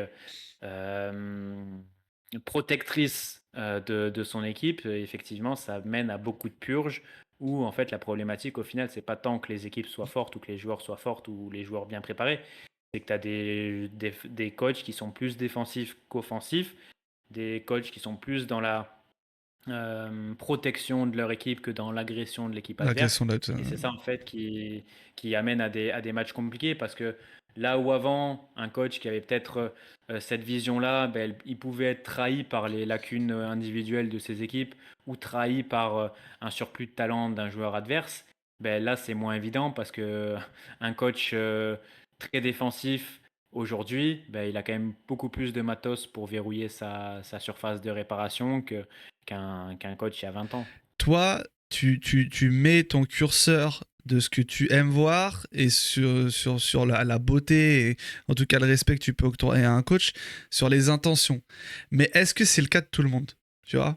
Parce Ah que, non, bah voilà, non. C'est aussi, je pense, bah ça c'est ma conception, mais Ouais, c'est c'est pour aussi, ça. j'allais te dire, c'est le problème. C'est que si ton curseur d'évaluation d'un coach, c'est les C'est les buts, résultats, du coup, les résultats. ouais, ça va Tu être. dépends, du coup, beaucoup des individualités quand c'est ça. Parce Exactement, tu dépends que des individualités. Et en fait, ça veut rien dire. Juger un coach sur les résultats, ça veut rien dire. Enfin, les résultats, tu peux pas séparer les résultats du processus ou du plan. C'est ce qui donne du crédit aux résultats et c'est comme ça que tu peux valider un résultat. Sans processus, les résultats, ils ont quand même très peu de valeur. Donc, je peux pas juger un coach sur des résultats parce que de toute façon, un coach que tu juges sur des résultats, c'est qu'il y a un problème. Dire, si tu juges un coach sur des résultats, c'est que derrière, il y a quand même pas grand-chose d'autre à se rattacher. Ou du moins quelque chose qui puisse t'amener à penser que ces résultats vont se reproduire. En fait, c'est ça qu'on cherche aussi. C'est que si tu es dans la peau d'un supporter, en tant que supporter, tu espères que ton équipe elle gagne, bien entendu. Et en tant que supporter, tout ce que tu veux, c'est que ton équipe gagne. Mais je pense que tu as aussi une projection sur du moyen long terme où tu espères la performance de ton club. Moi, à l'époque où j'étais supporter d'un club qui était professionnel, j'espérais quand même que le résultat, bien que positif, il soit rythmé par un match qui. oui, mais surtout qu'il me fasse dire en fait que ce résultat, il va en appeler d'autres. C'est ça. Oui, oui, non, évidemment. Et Que je veux ce dire que. résultat se reproduise dans le temps. Oui, Et selon le contenu, des fois, c'est pas le cas. et pour penser que le résultat va se reproduire dans le temps, quoi de mieux qu'un match où plus tu as de moments dans ce match durant les 90 minutes qui te permettent de penser que tu mets en danger l'adversaire, plus tu en as dans un match, évidemment, plus tu es à même à penser que sur plusieurs matchs ça va se reproduire. Et c'est aussi ça, c'est que Exactement, et tout à fait. c'est ça aussi, c'est aussi ça quand on parle de contenu, je pense, vu qu'on a un peu la même vision, c'est pas histoire de dire que le match doit être parfait, ces choses-là, c'est simplement avoir, je pense, la sensation en tant que supporter que tu mets en danger l'équipe adverse par séquence qui se Exactement. répète. Ouais, évidemment que tu mets pas en danger tu étouffes pas un adversaire pendant 90 minutes, à moins effectivement, comme on l'a dit, d'avoir largement été D'avoir un favorisé par sponsoring l'évolution Nespresso, quoi. Exactement. pharmaceutique. Non, donc il y a aussi ça, c'est que pardon, oula, il y a aussi cette capacité à créer le danger pour en être satisfait. Après là, on s'est un peu écarté, mais je pense qu'on est d'accord sur ce sujet-là, Mm. sur la La progression qualité, collective, exactement. des tactiques, la connaissance, toutes ces choses-là. Maintenant, est-ce que Ça répond pas à la question. mais moi, tu vois, j'ai une question qui peut peut-être aller dans l'autre sens. Et donc, je la pose. On part du principe, évidemment, que les équipes sont très bien préparées, que les entraîneurs sont très bons, donnent de plus en plus de consignes à leurs joueurs. Tu dois faire ça, tu dois avoir cette zone avec le ballon. Sans le ballon, tu dois faire ça, ça, ça. Et il y a un moment où est-ce que, à être trop fort collectivement, le football, vu qu'il s'est tellement poussé collectivement, tactiquement sur ces choses-là, est-ce que on peut pas penser que en termes de magie, de créativité, même si j'aime pas forcément ce mot, est-ce qu'on peut pas se dire que le football de maintenant est moins bien à ce niveau-là? Et je dis moins bien, voilà. Je dis pas forcément Oui, moins bon. mais je pense qu'on se rejoint tous plus ou moins sur cette question. C'est que arrivé à un certain âge où tu as connu différentes époques du foot et surtout différentes époques de footballeurs, ce qui est dérangeant aujourd'hui, c'est cet aspect-là, c'est cet aspect de la créativité, cet aspect de joueurs que tu vas caractériser comme uniques, comme différents. Ces joueurs qui te donnaient envie d'allumer la télé juste pour les regarder jouer parce que tu savais que cette individualité ou cette individualité, elle allait faire des choses pendant le match que tu verrais chez aucun autre joueur Même ou si elle joue avec El n'importe. Guerra. Même si elle joue avec Elguera ou Michel Salgado, je pense que là encore, pour moi, c'est une position qui fait consensus. Après, là où c'est intéressant, c'est pourquoi, selon nous, il n'y a plus ces joueurs.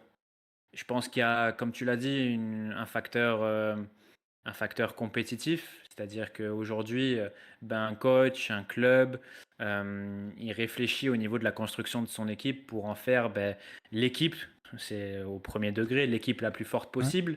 Et que quand tu réfléchis à ça, malheureusement, l'expression d'une équipe et la maximisation d'une équipe, elle passe par éviter au maximum d'être dépendant d'une individualité ou d'une deuxième individualité.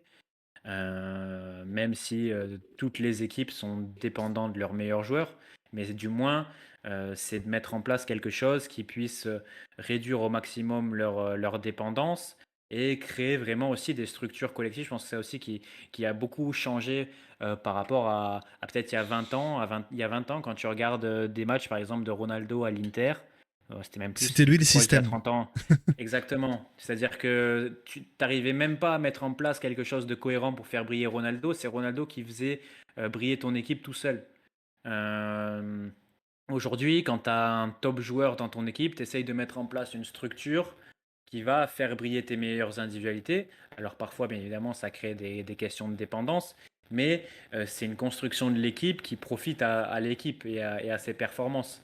Mais tu peux plus, parce que c'est contre-productif, à part si c'est un joueur comme Lionel Messi et encore, tu peux plus en fait allouer autant de liberté que tu aurais envie d'allouer à un joueur.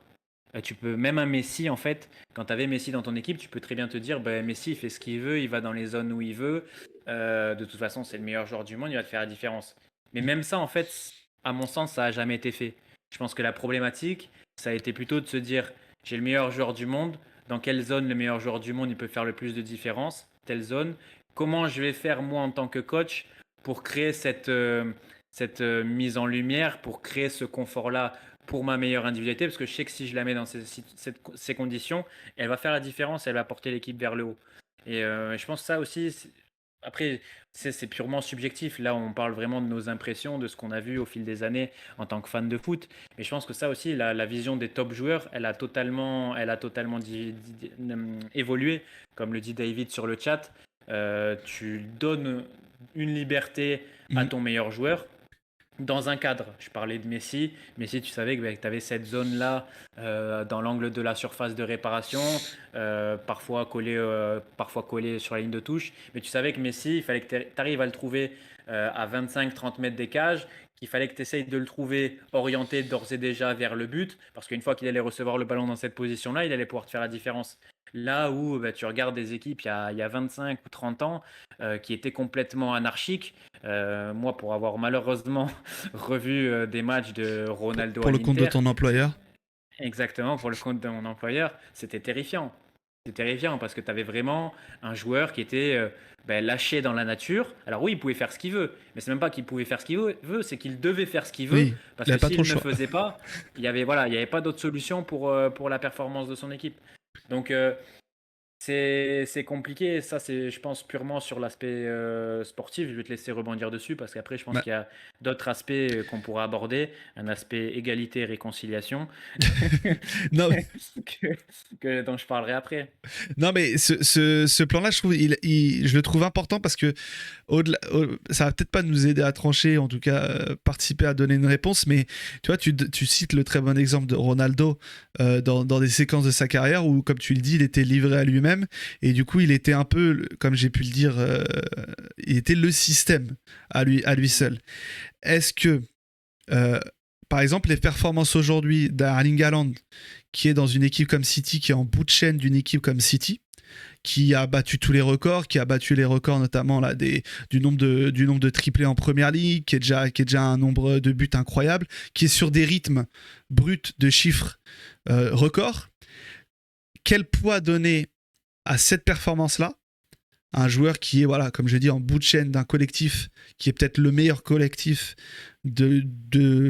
un des meilleurs collectifs de l'histoire, je ne veux pas créer le débat, par rapport à un qui est un des plus gros talents de l'histoire, mais qui avait peut-être le malheur d'être dans une époque et dans une équipe où il était livré à lui-même. Comment comparer ces deux? Est-ce que c'est possible de comparer? Quel poids donner? Est-ce que c'est aussi pas ça qui rend un peu les débats c'était mieux avant, c'était pas mieux avant, un peu compliqué?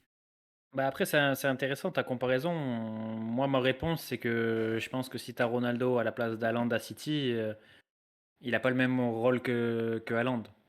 Haaland, Oui, il est mis il en a le bout de rôle de chaîne parce Grealish que. peut-être. Voilà, mais Haaland, il est mis en bout de chaîne parce que je pense qu'il peut rien apporter de plus à son équipe parce qu'il a des lacunes dans certains domaines qui font que on va se concentrer sur ce qu'il a apporté à l'équipe et minimiser là où il peut nuire à la sienne. Parce qu'il y a des joueurs qui sont très forts dans des domaines, qui sont très forts tout court, mais qui ont des volets de leur jeu, des aspects de leur jeu qui sont contre-productifs pour une équipe, qui sont contre-productifs On pour en un plan parlait de la semaine jeu. dernière de lui, Et, on va pas. et, Non, et- et dans le cas d'Haaland, je pense que quand tu as un coach comme Pep Guardiola, on peut faire confiance à son jugement sur les individualités et sur ce qu'il estime que ces individualités peuvent apporter à son collectif.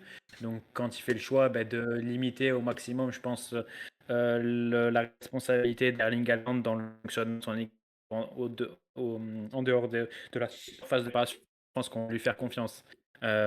Après, pour revenir un peu au sujet initial sur la créativité, je pense que c'est une conséquence logique de ce qu'on vient de dire sur le jeu. C'est-à-dire que nous, on associe la liberté et la créativité, comme c'est dit sur le chat, un peu à ce qu'a pu faire Zidane face au Brésil ou des exemples comme ça. Mais quand tu prends ces situations-là, tu as des situations où, en fait, les joueurs, ils n'avaient pas d'autre solution qu'être créatif. qu'inventer et créer. Ouais. Là où aujourd'hui, tu essayes de mettre en place des structures où le joueur, Il n'a pas pour que besoin de le joueur ait réfléchir. un maximum, exactement, pour que le joueur il ait un maximum de solutions. Une solution à droite, une solution à gauche, nanani, ninana, créer dans leur tête des systèmes, créer dans leur tête, ou créer sur le terrain des solutions multiples et variées. Tu regardes des matchs il y a 10 ans, enfin non, il y a 10 ans, on en reparlera peut-être un peu plus tard, mais tu regardes des matchs d'il y a 20 ans, les joueurs, ils n'ont pas toutes ces solutions. Ils n'ont pas tous ces coéquipiers à proximité. Ils n'ont pas, là aussi, parce que tu as eu des progressions physiques et athlétiques, ils n'avaient pas tous ces appels des latéraux, ils n'avaient pas tous ces dédoublements, ils n'avaient pas toutes ces solutions de passe. Donc, ils pouvaient, on en revient à ce que je disais sur Ronaldo, mais ils devaient créer quelque chose. Ils devaient créer le coup de patte, ils devaient créer le dribble, ils devaient créer la différence, parce que la différence, la solution, elle était trop, trop, trop rarement apportée par leurs coéquipiers.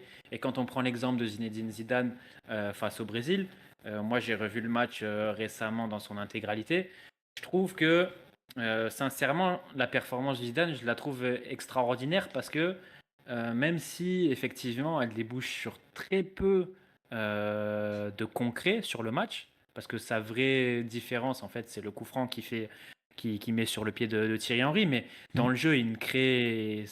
Enfin, les différences qu'il fait, elles Elles ne sont loin du créent but au rien de. final. Exactement, elles C'est sont ça. loin du but, et il n'y a rien de concret derrière.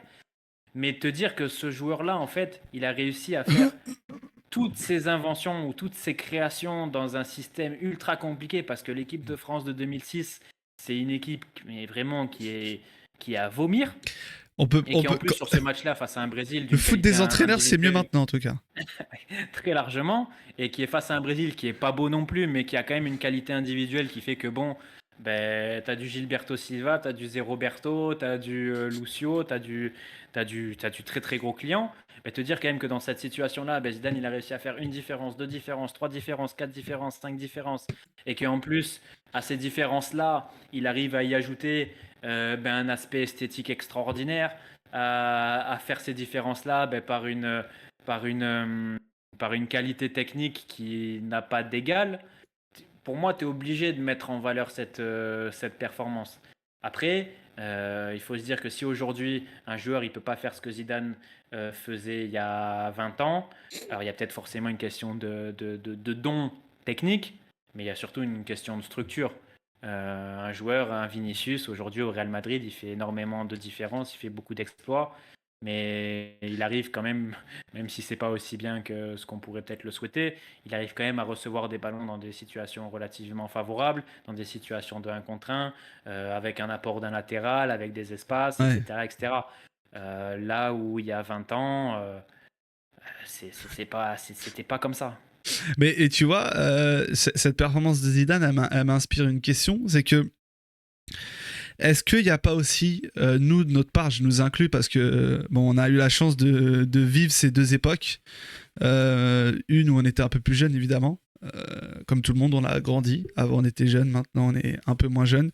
Mais est-ce que, tu vois, par exemple, la performance de Zidane, où là, on en parle, et certains disent, elle n'est pas si incroyable que ça, cette performance, ou en tout cas, factuellement, là, on se le dit, il n'a pas fait tant de différence que ça qui compte dans ce match-là. Exactement.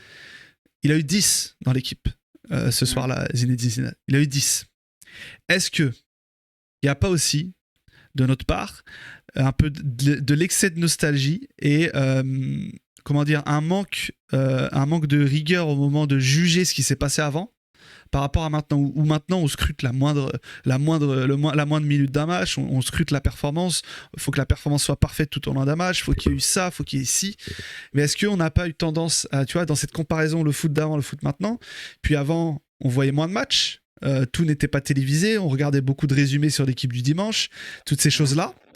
Est-ce qu'on n'a pas aussi participé au fait qu'on a un peu romantisé, je sais pas utiliser celui que vous préférez, le foot d'avant, en le plaçant comme étant le football en termes de performance par ces faits-là, alors qu'au final, en termes de régularité, etc., c'était pas au niveau. C'est pas au niveau de maintenant. C'est pas au niveau de maintenant. Je lance le débat, hein, c'est pas forcément mon avis. Hein. Je pense que c'est pas au niveau de maintenant. Pour toutes les raisons qu'on a évoquées avant, c'est-à-dire je pense que les joueurs avaient moins de moyens d'être constants d'être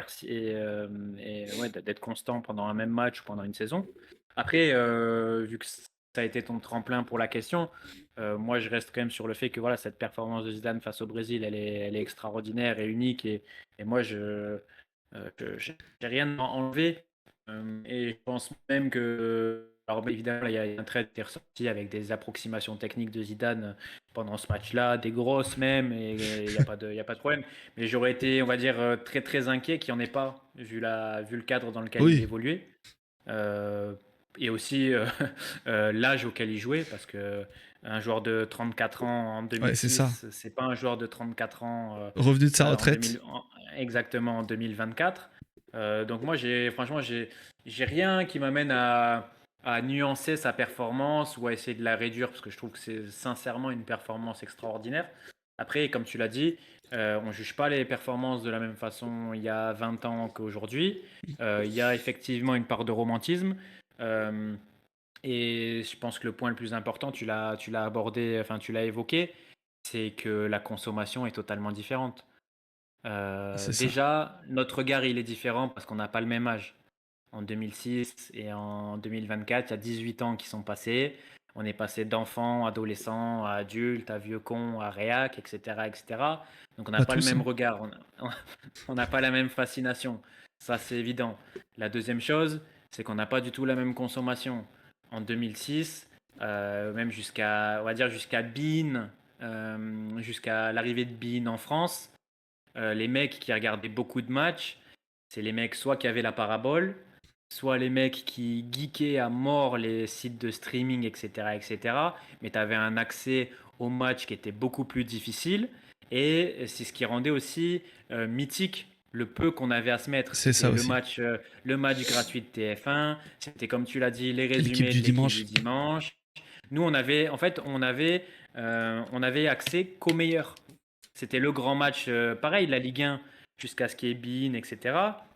C'était le match du dimanche soir sur Canal. C'était le match du samedi 17h15. Ouais. On regardait pas tous les matchs de Ligue 1. Non. On connaissait. À l'époque, TPS Star, tout le monde l'avait pas. Hein. Non, TPS Star, tout le monde l'avait pas. Nos avis sur les joueurs, c'était les compilations de buts, c'était les top buts, c'était Téléfoot le dimanche matin. Mais on suivait pas toutes les équipes, tous les joueurs au quotidien, toute la saison. C'était pas possible. Le match de Orange, même avant Orange, il y avait encore autre chose.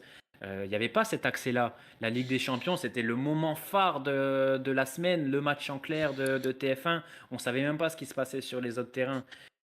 Donc tu as ça, tu as l'accès, la consommation.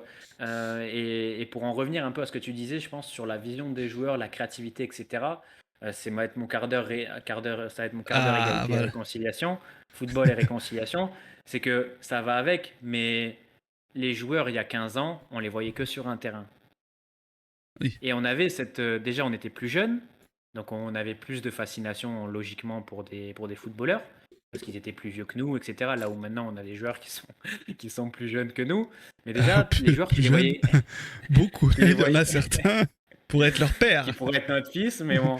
Mais tu avais forcément cette fascination. Là, aujourd'hui, les joueurs, tu les vois tout le temps. Tu les vois tout le temps parce que tu regardes tous les matchs. Tu les vois tout le temps parce qu'ils sont sur les réseaux sociaux. Tu les vois tout le temps parce qu'il y a tout ce matraquage de communication, de publicité. Tu les vois tout le temps. Donc le mec, avant, tu voyais comme un super-héros parce que la seule fois que tu le voyais, c'était sur un terrain de foot et qu'il allait te faire des folies sur le terrain de foot. Donc tu étais obligé de l'admirer. Aujourd'hui, je vais être vulgaire, mais tu te dis, ah ben c'est un blaireau qui joue bien. Donc déjà, Oui, t'as pas cette déjà. fascination au-delà même de ce qu'il peut Aussi. produire sur le terrain. C'est Tu vrai, peux c'est pas vrai. avoir cette fascination. Et, euh, et pour continuer sur mon football et réconciliation, je pense que, mais ça c'est pas propre au football, je pense qu'il y a aussi une évolution des générations qui font que, d'une part, une évolution des générations qui font que je pense que aujourd'hui, un jeune d'Argentine et un jeune d'Espagne et un jeune d'Angleterre, ils sont beaucoup plus communs, enfin, ils ont beaucoup moins de différences qu'il y a 20 ans. Parce qu'ils rentrent plutôt dans des cadres semi-pro ou Ouais. professionnels. Je pense aussi que de façon générale, il y a une culture qui s'est quand même mondialisée ou Aussi, ouais. occidentalisée. Donc il y a moins de disparité entre les différents pays. Donc les joueurs se ressemblent beaucoup plus en tant qu'êtres humains. Et, euh, et que comme ici, ils sont aussi plus tôt et plus encadrés, tu as une uniformisation aussi, je pense, au niveau des footballs. Parce que voilà, on en revient à ce qu'on en disait, des équipes beaucoup plus fortes, des structures beaucoup mieux huilées, des réponses à des matchs qui doivent être trouvées collectivement avant d'être trouvées individuellement. Ça facilite pas, on va dire, la faculté des joueurs à pouvoir inventer, à pouvoir créer. Donc il y a toute une somme d'éléments qui nous amènent, nous, en tant que fan de foot, à avoir moins d'étoiles dans les yeux quand on regarde les joueurs qui sont sur la pelouse ou les équipes dans lesquelles ils jouent. Bah, tu vois, ça, c'est une réflexion. Je pense qu'on a la même parce qu'on est vieux. Mais la question que je me pose, c'est est-ce que les jeunes qui, tu vois, le foot d'avant, ce qui était notre football avant, eux, leur football quand on avait cet âge-là, c'est maintenant. Est-ce qu'ils ont ce regard-là? Est-ce que tu vois, tu vois, tu parlais de la détestation entre guillemets des joueurs, le fait d'être un peu plus impassible face à des choses. Est-ce que tu vois les plus jeunes qui sont dans le chat, c'est une question que je me pose. Est-ce qu'ils ont, tu vois, ce recul sur ces joueurs ou est-ce qu'ils ont les mêmes yeux qu'on avait quand nous on était plus petits? J'imagine qu'ils les ont. J'imagine Toujours qu'ils un les peu, ont mais autant, peut-être pas voire autant. peut-être plus. Ouais. Je me dis peut-être plus, mais dans un contexte totalement différent, qui est qu'aujourd'hui, ils peuvent encore plus s'identifier à eux. Donc je pense que tu as un Oui, regard qui ok. est différent du nôtre, mais qui peut être encore plus poussé que nous. Nous, on était les petits fans de foot qui voyaient des footballeurs que sur le terrain et qui avaient aucune idée de comment ils étaient hors des terrains, par exemple. À part ce qu'on pouvait peut-être entendre comme des légendes urbaines ou des bruits, etc. Tu avais toujours aussi des bruits qui Bah, pouvaient courir sur des joueurs. Il y avait toujours cet aspect mythique. On ne savait pas si c'était vrai parce qu'on n'avait pas les moyens de le vérifier. On ne connaissait pas. Aujourd'hui, un joueur, on sait. Même un mec qui habite à 1500 km de ce joueur, il sait peut-être des détails sur sa vie privée ouais. ou ce qu'il Extra fait quand il joue sportif. pas au foot. Donc forcément, c'est compliqué. Par contre, un petit, je dis pas ça de façon péjorative, mais un petit, tu vois, qui est fan du Real Madrid, il regarde Vinicius tous les week-ends sur le terrain, il le fait rêver parce qu'il fait gagner les matchs, il dribble, il fait des folies. Euh, euh, qui après, il va voir Vinicius sur Instagram où il fait, je sais pas, des conneries, où il part en vacances. Il va avoir, je pense, un sentiment de, d'affiliation ou d'affection encore plus poussé que peut-être nous, où il y avait, je pense, Oui. un écart ou un delta Il se dit, il est entre comme le nous. fan, Ouais. voilà, entre le fan et le foot qui est beaucoup plus, qui était immense. Ouais, parce que Il y avait beaucoup moins de proximité. Oui, oui, beaucoup moins de proximité. Après, tu vois, par exemple, dans le chat, il y a Arkmir qui dit aujourd'hui Greenwood peut jouer à l'OM. Bah, justement, j'ai envie de te dire que maintenant, tu sais toutes ces choses-là sur des joueurs. Et il y Il a y a 20 ans, tu certains. l'aurais peut-être pas su. Ouais. Il y en a, voilà, c'est ça, je pense déjà. Et il y a certaines légendes du football. Ouais, faut mieux pas savoir. Il vaudrait mieux pas savoir ce qu'ils ont fait, certains. Donc je pense à penser que justement maintenant, tu sais encore plus de choses. Après, est-ce que c'est comme partout, hein, quand t'es trop fort, on te pardonne bien des choses. Et quand Exactement. si Greenwood avait le niveau de Gigot, il aurait jamais signé à l'OM, par exemple. Ça, c'est aussi simple que ça. Ça, c'est une certitude. Mais je pense que ouais, tu sais quand même beaucoup de choses sur l'extra sportif, sur ces choses-là, beaucoup plus qu'avant. Nous, parce qu'on a le regard, ça contribue à avoir une image un peu moins parfaite du joueur. J'ai pas envie d'utiliser des termes un peu trop graves, Mm. mais peut-être que d'un autre côté, les plus jeunes, ils ont quand même ce sentiment d'affiliation, comme tu dis, et peut-être ces choses-là. Voilà, il n'y a pas assez de jeunes apparemment dans le chat pour nous éclairer dessus. En fait, c'est le rendez-vous des vieux, j'ai compris. Et alors, des encore plus vieux qui nous écoutent en podcast. Alors, oui, non, replay sur YouTube, ils sont un peu moins vieux. En replay. En replay, mais alors, ceux qui sont en podcast, ils ont 35 ans de moyenne d'âge. Hein. J'ai les stats, les gars. Ah Mais oui, tu en vois, plus. il y a des poîtres dans le chat qui nous dit je suis fan de foot, aucune fascination pour les footeux, beaucoup plus dans les autres sports. Tu vois, ça rejoint un peu le truc qu'on dit. Je pense que Mm.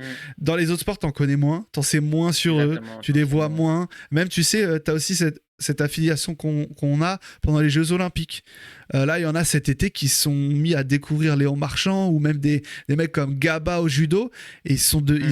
ils sont mis à les kiffer, mais parce qu'il y a aussi ce côté un peu, tu les vois de temps en temps. Les footeux, mon Exactement. pote, Mais tu les c'est vois tous ça. les 3 jours, t'en as marre de voir leur gueule. Exactement. Exactement. On a complètement perdu la notion de moment.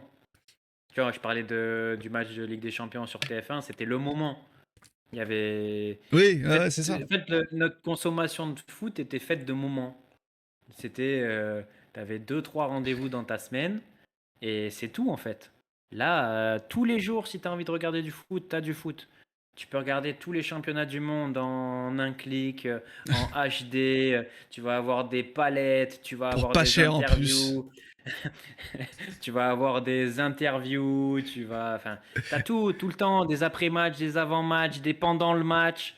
Des cons Euh, des cons qui regardent un match et qui regardent d'autres parler d'un match qu'ils ont vu aussi. Exactement, c'est fou. Et qui se disent, ah putain, il a pas tort, lui. Ah, j'avais pas pensé. Mais enfin, je veux dire, c'est un monde de fou, tu vois. Nous, ben, en plus, ça t'amène même aujourd'hui à te rendre compte, en fait, toute cette surconsommation, ça t'amène aussi à te rendre compte. Bon, ça, c'est mon côté prétentieux, hein. Mais tu consommes tellement, en consommant tellement, t'apprends, en consommant, tu progresses, etc., etc. Et tu finis même par te dire que, putain, mais merde, je dis un chiffre au hasard, mais 85%, 90% des mecs qui parlent de foot, dont le métier c'est le foot, que ce soit en tant que professionnel, en tant que consultant, en tant que journaliste ou en tant qu'opérant, t'as l'impression que les mecs c'est une pipe. Parce que toi, en tant que fan, en tant que personne qui regarde, t'as aujourd'hui beaucoup plus de moyens de parfaire tes connaissances, de parfaire ton œil que avant. Ou avant, ben, si tu prenais pas un club, si tu n'étais pas dans un club, si tu n'avais pas une expérience de footballeur ou quoi, ben, c'était pas les 2 matchs par semaine qui allaient véritablement t'aider à progresser sur ta vision. Aujourd'hui, tu peux prendre le dernier geek au fin fond de la Bretagne, peut-être qu'il se tue à regarder 20 matchs par semaine ou 30 matchs par semaine de foot. Mais peut-être que ce mec-là, ben, il a développé un œil ou développé une compréhension tactique ben, qui est nettement supérieure à des mecs dont c'est le métier, ou que Ouais. ce soit le métier ben, d'évoquer la tactique, ou même d'en parler sur un plateau de télévision. Donc ça aussi, quand on fait un peu le flashback pour nous, ben, quand tu lançais Canal+, que tu avais Thierry Gilardi ou autre, ben, c'était un peu parole d'évangile. Même moi, quand je fais un peu la comparaison avec l'image que j'avais de Hervé Matou quand j'avais 12 ans et quand j'en ai maintenant, j'ai Pourtant, il pas a le pas même changé, hein. regard. Hein. Pourtant, il a pas changé. Pourtant, il n'a pas changé, hein. Mais un Grégoire Margoton, etc., etc. Ta compréhension, elle évolue. Donc là aussi, tu vois, ça participe aussi à t'enlever un peu des étoiles dans les yeux, quoi. Il y a aussi ça.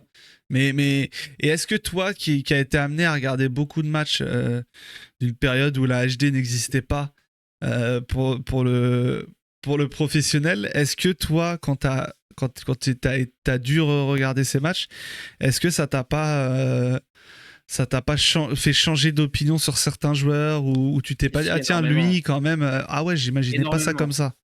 Ah ouais, bah déjà sur le foot en lui-même, quand tu c'est terrible, hein, je le conseille pas à Ouais, toutes les personnes, en fait toutes les personnes qui ont encore qui calquent leur vision du football des années 2000 ou 2010 sur leurs souvenirs d'enfant et qui veulent la garder, gardez-la et ne regardez pas les matchs. Parce que quand on regarde les matchs, c'est très dur. Déjà, c'est très dur de regarder un match dans son intégralité parce que honnêtement, le niveau, il est très très difficile. Le spectacle, il est difficile. Aujourd'hui, on a des standards en matière d'intensité ouais, aussi. qui sont mais délirants par rapport à ce qui était produit il y a 20 ans. Donc en fait, tu as l'impression de vraiment regarder un match au ralenti quand tu regardes un match de 2000 ou de 2005 ou encore pire quand tu vas dans des années encore plus anciennes. Par contre, et heureusement qu'il y a des bons côtés, c'est que parfois tu tombes sur des joueurs véritablement extraordinaires Qui ressortent en plus. et qui Plus, ressortent forcément. et qui sont au-delà des souvenirs que tu en avais eu ou de l'image que tu avais de ces joueurs. Mais moi, ça m'est arrivé et quand ça t'arrive, t'es content. T'es content parce que tu te dis, putain, bon, ben, c'était pas aussi nul que ça. Il y avait quand même des joueurs qui étaient vraiment très très forts. Mais après, dans l'absolu, enfin, c'est vraiment compliqué et je le conseille pas, à part vraiment aux gens qui sont curieux, qui veulent vraiment se mettre un peu la tête face à un mur. C'est quand même un exercice difficilement supportable. Ouais. Et le pourcentage de bons matchs que j'ai revus par rapport aux matchs vraiment très très dur à regarder, il est vraiment très très très très faible. Et c'est pourquoi quand ça m'est arrivé de tomber sur des gros matchs des années 95 ou 2000, tu sursautes un peu parce que tu te dis putain la vache. Moi je me rappelle quand j'ai revu là il y a quelques mois Bordeaux-Milan 95, 96, j'ai été vraiment très très très très surpris, agréablement surpris de l'intensité de la rencontre.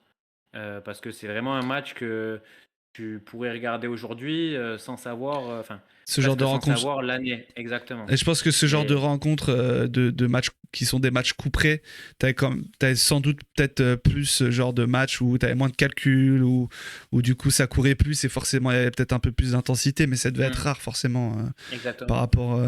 Les Par matchs du rapport voilà. quotidien, j'avais revu un match, bah, il est un peu considéré comme l'un des pires matchs de l'histoire du foot. C'était Juve-Inter, un Juve-Inter, mais c'est abominable. C'est De quelle année? abominable. Euh, C'est les années, ben, Ronaldo il est encore à l'Inter parce que c'est pour ça que je l'avais revu. Ok, donc Donc ça de doit être 97 à 2000. ouais, 97, 98. Ouais. Et tu regardes les compositions d'équipe de l'Inter et de la Juve, tu te fais dessus. Parce que tu que des monstres. Bah Enfin, c'est ça. sur, Mais sur souvent. 22 joueurs, tu que des légendes. Mais c'est ça en Et tu fait parce regardes le que match. souvent, quand il y a ce débat qui vient sur les réseaux sociaux, t'as des gens qui mettent des screenshots des compos, screenshots des dispositifs. Waouh, ah ouais, c'était vraiment mieux avant. Mais et le match. Et c'est une boucherie. Franchement, c'est une boucherie. Le nombre de fautes, je me rappelle plus exactement le nombre de fautes, mais il est ahurissant. Ouais, Et tu pendant sais, quatre, t'avais beaucoup de matchs comme ça hein, qui étaient hachés par les fautes. exactement. Voilà, mais les mecs qui veulent. Ça a été un des grands drames de ma vie, c'est quand j'ai revu ce qui était le meilleur championnat de l'histoire, la Serie A La des années Serie A. 2000. Ouais, Ça fait mal. ah bah oui. Quand tu regardes ce que c'était vraiment, ça fait très très mal. Les Ah ouais, après terrains. nous, quand tu réveilles un peu ta face bicurieuse, t'es content, hein. Les mecs, ils ont des cheveux longs, ils ont pas de tatouage, ils sont charismatiques, etc. Ah, c'est pas Mais une pareil. fois que les deux équipes se sont serrées la main, que le match il démarre, c'est un cauchemar. C'est un vrai cauchemar. Et non, vraiment très, très, très, très difficile, hein. Le niveau technique, l'intensité, tactiquement, c'est dramatique parce qu'en fait, c'est rempli de fautes, c'est haché, c'est terrible. Et moi, j'en reviens, ce qui m'avait le plus choqué en revoyant les matchs de Ronaldo, c'est que le mec était tellement au-dessus. Ça, c'est ma vision, hein. Mais le mec était tellement au-dessus de tout le monde que tu avais presque l'impression que il était arbitré différemment. Ouais. C'est-à-dire que tu as des trucs qui Ouais, sont ouais, pas sifflés comme lui, qui sont pas sifflés sur sur lui. lui. Tu as des trucs où il y a des cartons, où il n'y a pas de carton, mais tu te dis, mais à quelle heure l'arbitre siffle pas? À quelle heure il met pas un rouge? Ouais, Alors ça, que le c'est mec, ça il est beaucoup, pris à ça. 2, à 3 des tacles, mais de l'espace. Et tu te dis, mais c'est pas possible. Alors Et- tu te poses des questions, tu te dis, mais en fait, le mec était tellement fort que peut-être qu'à un moment donné, ils se sont dit, bon, mais il faut peut-être arbitrer différemment. Mais c'est immonde. Ouais, non, mais t'avais aussi ça, hein, les joueurs qui étaient arbitrés différemment. Mais ouais. Et on a eu ça en Ligue 1 avec, c'est vrai que Neymar, il fallait. T'as l'impression. Enfin, Ouais. si on lui roulait pas dessus et qu'il finissait pas au sol pendant 30 secondes, il y avait peut-être pas faute. Ah oui, non, mais c'est vrai, hein. Mais après, je pense que bon, non, il y a ça, mais aussi je pense que Neymar, il a beaucoup souffert de son image et du Aussi. fait que, à l'inverse, ben, parfois, il était beaucoup dans l'exagération. Mais c'est aussi une exagération que tu peux comprendre à partir du moment Ou où ça si tu siffle joues pas des fois. normalement, C'est ça. ben, ça siffle pas. Donc, Ouais. tu es obligé de prendre un peu la tangente et d'en rajouter encore plus pour peut-être ben, éveiller, éveiller l'arbitre, quoi. Ouais, non, mais ouais, c'est clair. Mais du coup, on en a peut-être déçu certains qui s'attendaient à ce qu'on dise le football c'était mieux avant, oui, ou c'était mieux avant, non. En vrai, c'est quand même Le beaucoup niveau, enfin, le plus niveau, pour nuancé. moi, le niveau est indiscutable.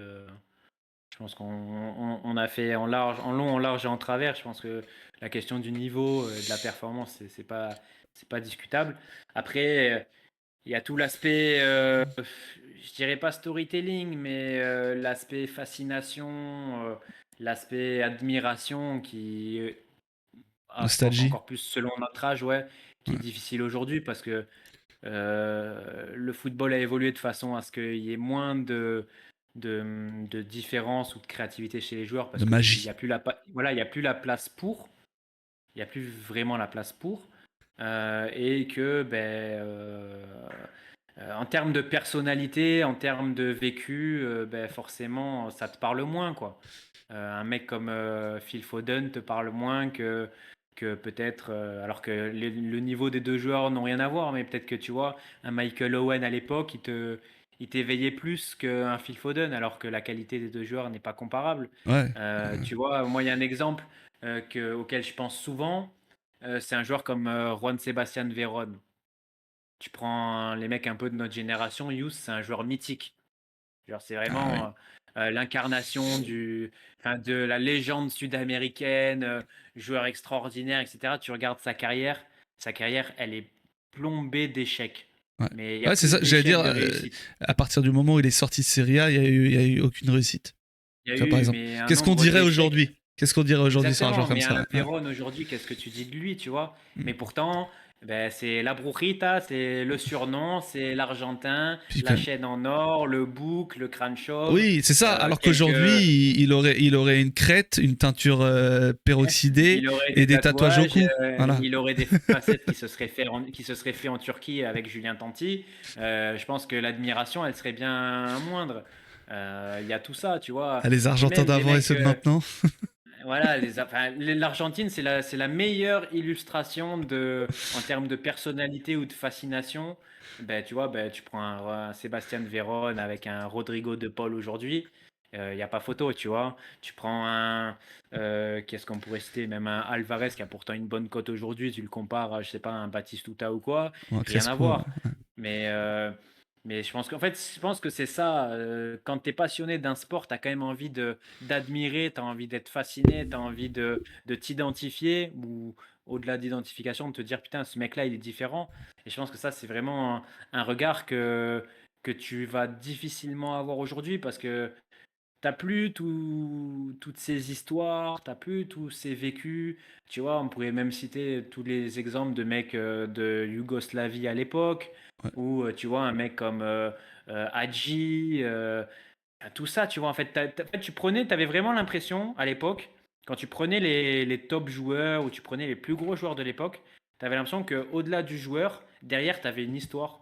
Derrière, t'avais un vécu, t'avais quelque chose qui le rendait différent, et même que le footballeur est joué différemment des autres. Aujourd'hui, eh ben, tu prends la liste du top 30 du Ballon d'Or. On connaît tous ces mecs, mais t'as l'impression en fait qu'au final on connaît rien, qu'il n'y a rien en fait, qu'il n'y a Ouais. rien à Ouais, je connaître. comprends. Que le mec il est rentré en centre de formation, ben voilà, il a signé son contrat pro, il est déjà en Ferrari, il est déjà tout tatoué, il a déjà sa Audemars Piguet au poignet, il part à Mykonos, Dubaï, ils vont tous dans les mêmes endroits en vacances, ils se ressemblent tous. Alors qu'avant, je pense que vraiment, je pense que ça va te parler aussi, You, c'est même aux gens de notre génération. Je pense qu'au-delà d'aimer un joueur avant, il y avait il y avait quelque chose derrière, tu vois.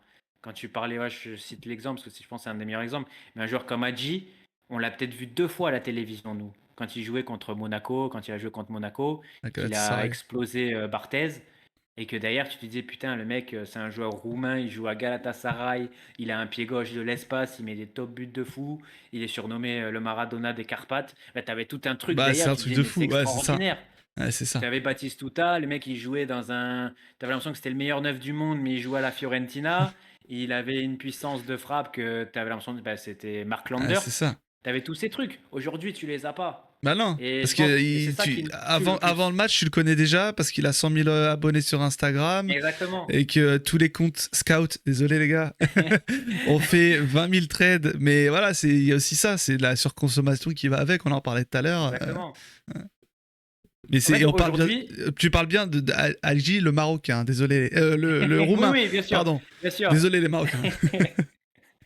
Je parlais pas de Mustapha et Youssouf, désolé. Mais tu vois, je pense que même tu peux simplifier le truc, c'est qu'avant, un joueur, t'en entendais parler, mais c'est l'époque qui fait que, hein. Mais t'entendais parler d'un joueur sans jamais l'avoir vu jouer. Ouais. Aujourd'hui, t'as plus ce luxe. T'as plus ce Ouais, c'est ça. luxe de construire un mythe, de construire quelque chose en tête. En fait, le joueur, t'en entends parler. Si t'as envie de tout savoir sur le joueur, ben en 20 minutes, t'as ouvert YouTube, t'as ouvert un C'est rapport ça. de scout, et tu sais tout. T'as ouvert son Instagram parce qu'il a forcément Instagram, où tu vas avoir toute Tu sa vois vie avec sa ces meuf. développés militaires dans la piscine. Ouais, ouais. Il n'y a plus rien, il n'y a plus rien de.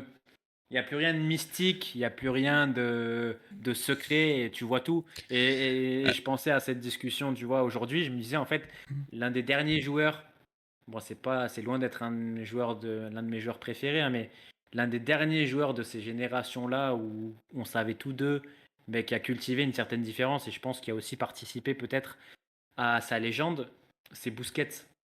ouais, Le mec a jamais eu de réseaux sociaux. Il n'y a pas de tatouage. Il pèse pas de toujours 20 téléphone. kilos. Il va pas à la salle. Ouais. Il a pas de bimbo. Il y a rien.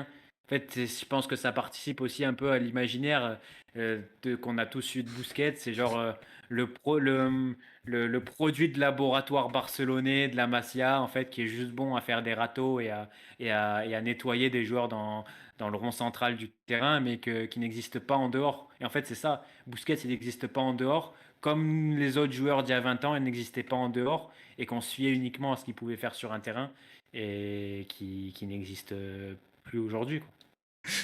Et on va pas détruire le rêve d'Edu en lisant le commentaire de Lenay7 qui nous dit que désolé Edu, mais Busquets c'est Instagram et il a aussi la bimbo, désolé. Mais Ah, en tout cas pas après, en ça. 2012. Mais En 2012 quoi, c'était pas le cas. Instagram, il l'alimente? Ah bah Parce qu'il y a ça. Après, s'il a des réseaux mais qu'il ne les alimente pas, en tout cas, on n'a jamais eu connaissance de quoi que ce soit de il y en a Busquets qui sont très au courant en hors tout des cas. terrains, quoi. Je sais pas ce que Ah. ça veut dire, mais il y en a qui sont très au courant. Mais en tout cas, moi, j'étais pas au courant quand il jouait au foot, donc. Ouais. Donc ouais, non mais oui, il y a cette vision-là évidemment qui joue aussi dans l'appréciation, dans la vision que t'as d'un joueur effectivement, hein. Maintenant, effectivement, comme dit Wam, on a des vidéos de rééducation tournées comme des clips de Ah gangsta ouais, rap avec des toutes les changements de canne, des trucs. préparations. Tu vois, même aujourd'hui, toutes les intersaisons, tous les supporters, ils sont devant les matchs amicaux, ils te font déjà des palettes tactiques sur des matchs amicaux, des débriefs. Je dis pas ça pour toi, Youss, hein, Bah, j'ai pas mais fait de débrief des matchs amicaux, mais je veux dire, même ça aurait sur pu. des intersaisons, t'as plus de distance. Ouais, ouais, non, mais Je veux dire, complètement. en fait, t'es dans l'instant tout le temps, dans l'instant tout le temps, Mais à tout analyser. Tu perds en fait tu perds le côté. Enfin, ça reste un sport avec des êtres humains. Il n'y a pas tout à analyser, il n'y a pas tout à T'as expliqué. comprendre, il n'y a Non. pas tout à expliquer. Il y a Ouais. aussi, voilà, il y a un cours à laisser, il y a le cours des choses à laisser filer Aussi, aussi, ouais. tu vois. Mais, Et ça, et ça, on le perd. c'est courant de la saison aussi, hein. Tu sais, Exactement. le nombre des. Enfin, tu vois, par exemple, nous, et c'est une offense à personne, mais nous deux, à titre personnel, on estime que c'est pas possible de parler de foot tous les jours. Enfin, C'est impossible. mais Bah pourtant, t'as si, des c'est émissions. possible. Oui, C'est possible, mais tu seras pas pertinent. voilà, c'est ça, voilà. Et pourtant, t'as des émissions tous les jours. Mais Exactement. ça, enfin, ça n'a aucun sens. Et il y a un moment donné, tu te demandes quelle est la pertinence de ces choses-là. Est-ce que ça aide ou est-ce que ça aide vraiment la consommation du football? Est-ce que tu accompagnes vraiment le mec qui regarde? Non, Euh, non. Bah, tu t'amènes en fait à extrémiser encore plus le foot, quoi. Parce mm, que, en fait, enfin, tu peux pas déjà donner ton avis tout le temps sur tous les sujets, tu peux pas être pertinent parce que c'est une question de temps. T'as pas assez de oui, temps dans une c'est ça. journée, Oui, dans déjà. une semaine pour être au courant de tout, pour construire un avis pertinent sur tout, pour avoir un regard sur tout, cohérent, etc. Déjà, humainement, c'est pas possible. Et pour moi, la récurrence et la pertinence, c'est deux synonymes, enfin, c'est deux Ouais, je suis synonymes d'accord. contraires. Enfin, c'est pas ces deux synonymes, c'est deux termes contraires qui ne peuvent pas aller ensemble. Parce que, en fait, à partir du moment où tu traites un sujet un jour A, un jour B, un jour C, un jour D, tu es obligé de regarder le truc avec une loupe. Oui. C'est que ton sujet, tu l'as toujours avec une loupe. La loupe le lundi, la loupe le mardi. Mais la réalité, c'est pas. Tu vois pas les choses avec une loupe. Faut que tu prennes du recul, C'est ça. faut que tu vois l'ensemble. Et un ensemble de choses, un environnement, un cadre, il change pas du jour au lendemain. Il peut pas s'analyser du jour au lendemain. Il y a des événements aussi qui se passent dans un cadre, qui se passent dans un environnement, qui sont pas forcément la conséquence logique de l'environnement. Parce que tu as des épiphénomènes, tu peux avoir des choses qui sont pas logiques. Ça reste un sport avec 22 joueurs, avec deux coachs, des remplaçants, un arbitre, la Des météo, choses la que tu sais pelouse, pas. des choses qu'on sait pas, des trucs en coulisses. Il y a tellement de choses qui peuvent faire naître un résultat que toi tu peux pas arriver et dire mais attends ce résultat attends je vais t'expliquer pourquoi il y a eu ce résultat. Non, tu peux pas. Toi tu peux réfléchir sur le cadre, sur l'environnement, Mm, parce que ça, effectivement, tu le peux. Par contre, cette analyse, elle va pas amener forcément à un résultat logique, parce mm. que c'est du sport C'est du et sport, qu'il peut exactement. se passer plein de choses. Par contre, l'analyse logique que tu as donnée le lundi sur le cadre, elle va pas changer le mardi. Donc, soit le mardi, tu refais un programme qui répète ce que tu as dit le lundi, mais ça intéresse personne. Soit ben, tu es obligé de faire muer l'analyse que tu faisais 24 heures avant parce que entre le lundi et le mardi, ben, le lundi soir, il s'est passé un truc. Mais ça veut dire que tu es plus pertinent. Ça veut dire que tu perds le fil. Enfin, après, enfin, du moins, c'est ma conception des choses. Après, on est dans un sport de drogués qui est suivi par des drogués et C'est qui ça. ont besoin d'avoir leur contenu tous les jours, d'avoir quelque chose en tête pour discuter avec les copains, pour C'est réagir, c'est etc., ça, hein, etc. non, mais on Mais, est tous victimes de ça.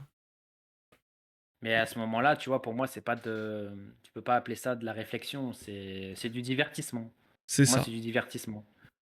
Je suis d'accord avec toi. Et Voilà. c'est là que moi j'aime bien ce support qui est Twitch, même si je sais que là on parle, mais il y en a qui nous écoutent ailleurs. Mais c'est que tu as quand même cette interactivité où tu es plus dans la discussion et dans l'échange que sur une plateforme où tu vas balancer tout ce que tu peux, on t'écoute et ah merci, à demain. Tu vois, là on est plus quand même sur Exactement. du.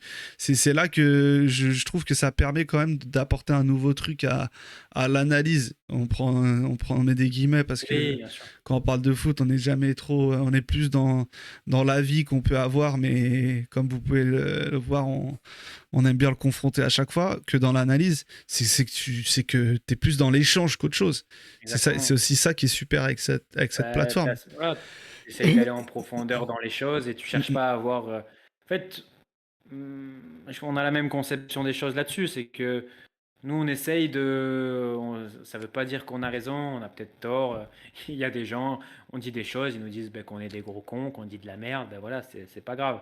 Mais nous, en tout cas, notre objectif, c'est de mettre en avant une réflexion qu'on a sur des sujets divers et variés, des réflexions d'ensemble sur des sujets. C'est-à-dire qu'on ne prend pas des micro-trucs, on est plus sur du macro. Après, ça nous arrive d'essayer d'aller plus en profondeur sur certains sujets parce qu'on est passionné, mais on est surtout sur de la théorie. On est Oui, beaucoup sur de la théorie, c'est des discussions un peu théoriques qu'on a. Mais parce que c'est notre conception. Après, euh, c'est pas, c'est pas en phase avec ce que le grand public attend. désolé. Mais c'est pas, mais c'est pas grave. Nous, on fait ça parce que c'est notre façon de voir les choses et que c'est en ça qu'on croit. Et c'est aussi pour ça que, par exemple, on pourrait très bien se dire avec Hughes, bah, écoute, lundi il y a tel match, mardi il y a tel match, mercredi il y a tel match. Ben, lundi on fait un débrief, mardi on fait un débrief, mercredi on fait un débrief. On va faire un débrief de 1 heure et demie. On va passer en revue la prestation, la performance des 22 joueurs pour pouvoir dire ah ben lui il a été bon, lui il a été pas bon, lui il a été bon, nana. Mais ça nous intéresse pas. Dire ça nous intéresse pas de faire ça et je pense que tu vois justement on en revient, il y a toujours des ponts avec ce qu'on a pu dire par le passé.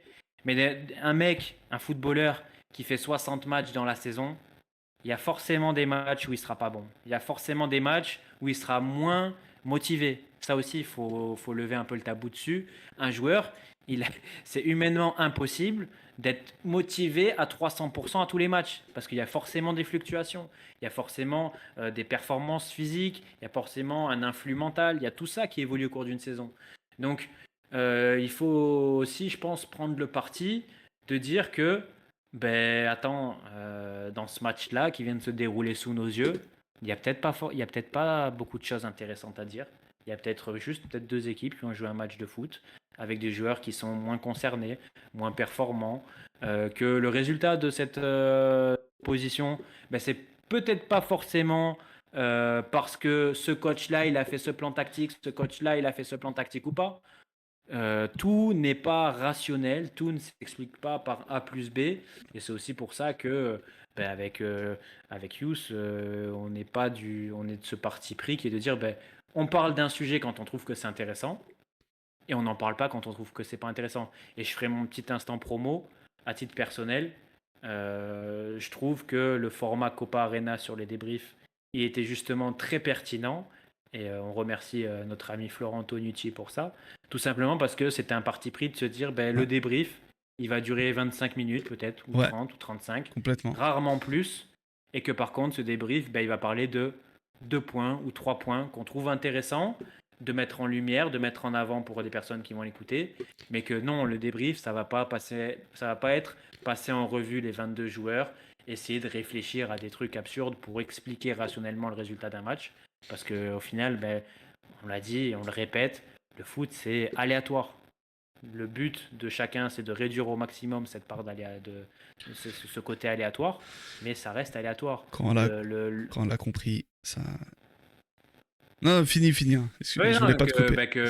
non, mais que c'est pas parce que le résultat est celui-là que ben, on va avoir une réflexion ou chercher le chemin qui a amené à ce résultat. Des fois, ben, c'est des chemins complètement détournés, des chemins qui n'ont aucun sens, ben, qui ont amené à ce résultat-là au final. C'est, Donc voilà. c'est comme ça. Mais ce qui est assez fou, Edu, c'est que avant de commencer cette émission, on pensait faire à peine 1 heure, J'y même pense peut-être depuis un moins. quart d'heure. On se disait, tu sais, si on fait moins d'1 heure, c'est pas grave, hein, au pire, hein, on aura fait quand même un bon truc. Et au final, on est à 1h51, bah, comme la semaine dernière. Voilà, on va finir à Bah, 2 1h52 heures, c'est peut-être. bien. 2 heures, c'est Bah, bien. je pense que c'est parfait. Hein. Ça leur permettra d'attendre hein, jusqu'à la semaine prochaine. Et je pense qu'on va pouvoir conclure sur ce deuxième épisode Lundi Spaghetti. Je saurais plus dire exactement quel thème on a évoqué, mais on a parlé de football. En tout cas, on a essayé. Voilà, Et, on espère. et en On tout cas, espère on que a. ça vous a plu. Ah bah oui, ça, je pense qu'il n'y a pas de débat. Et si vous êtes à la fin de cette vidéo, pour ceux qui regardent en replay ou qui écoutent le podcast à la fin, n'hésitez pas à lâcher un commentaire pour donner votre avis dans la section commentaires de YouTube notamment, ou même à nous faire des retours en privé, comme vous le faites. À nous suivre sur Twitter au @lundyspaghetti. Pour être au courant de tout, et peut-être aussi que dans le futur, ce compte il va pas servir uniquement à partager les programmes d'émission ou les liens d'émission, mais aussi pourquoi pas peut-être faire quelques tweets aussi sur le foot. Vu que vous nous suivez souvent déjà sur nos comptes personnels, peut-être avoir on sait pas pourquoi, mais tant mieux. Une ligne éditoriale sur le compte de Lundi Spaghetti. On sait pas encore la même. On sait pas encore laquelle. On va juste essayer de. Normalement, on est tranquille, il n'y a pas d'élection avant 1 an. Là. On va essayer de rester libre et de rester en liberté, tout simplement. Ça peut être un bon objectif. Et en bonne santé. Donc voilà, merci à tous en tout cas. Et merci beaucoup. Normalement à lundi prochain. Bah ouais, ou jeudi, ou mercredi. De toute façon, il y a les rigatoni, les gnocchi, les fusils qui sont là, prêts. Ils sont prêts à débarquer. On est prêts pour toutes les variantes. Mais encore merci pour le soutien et en espérant que ça vous a plu. Merci beaucoup.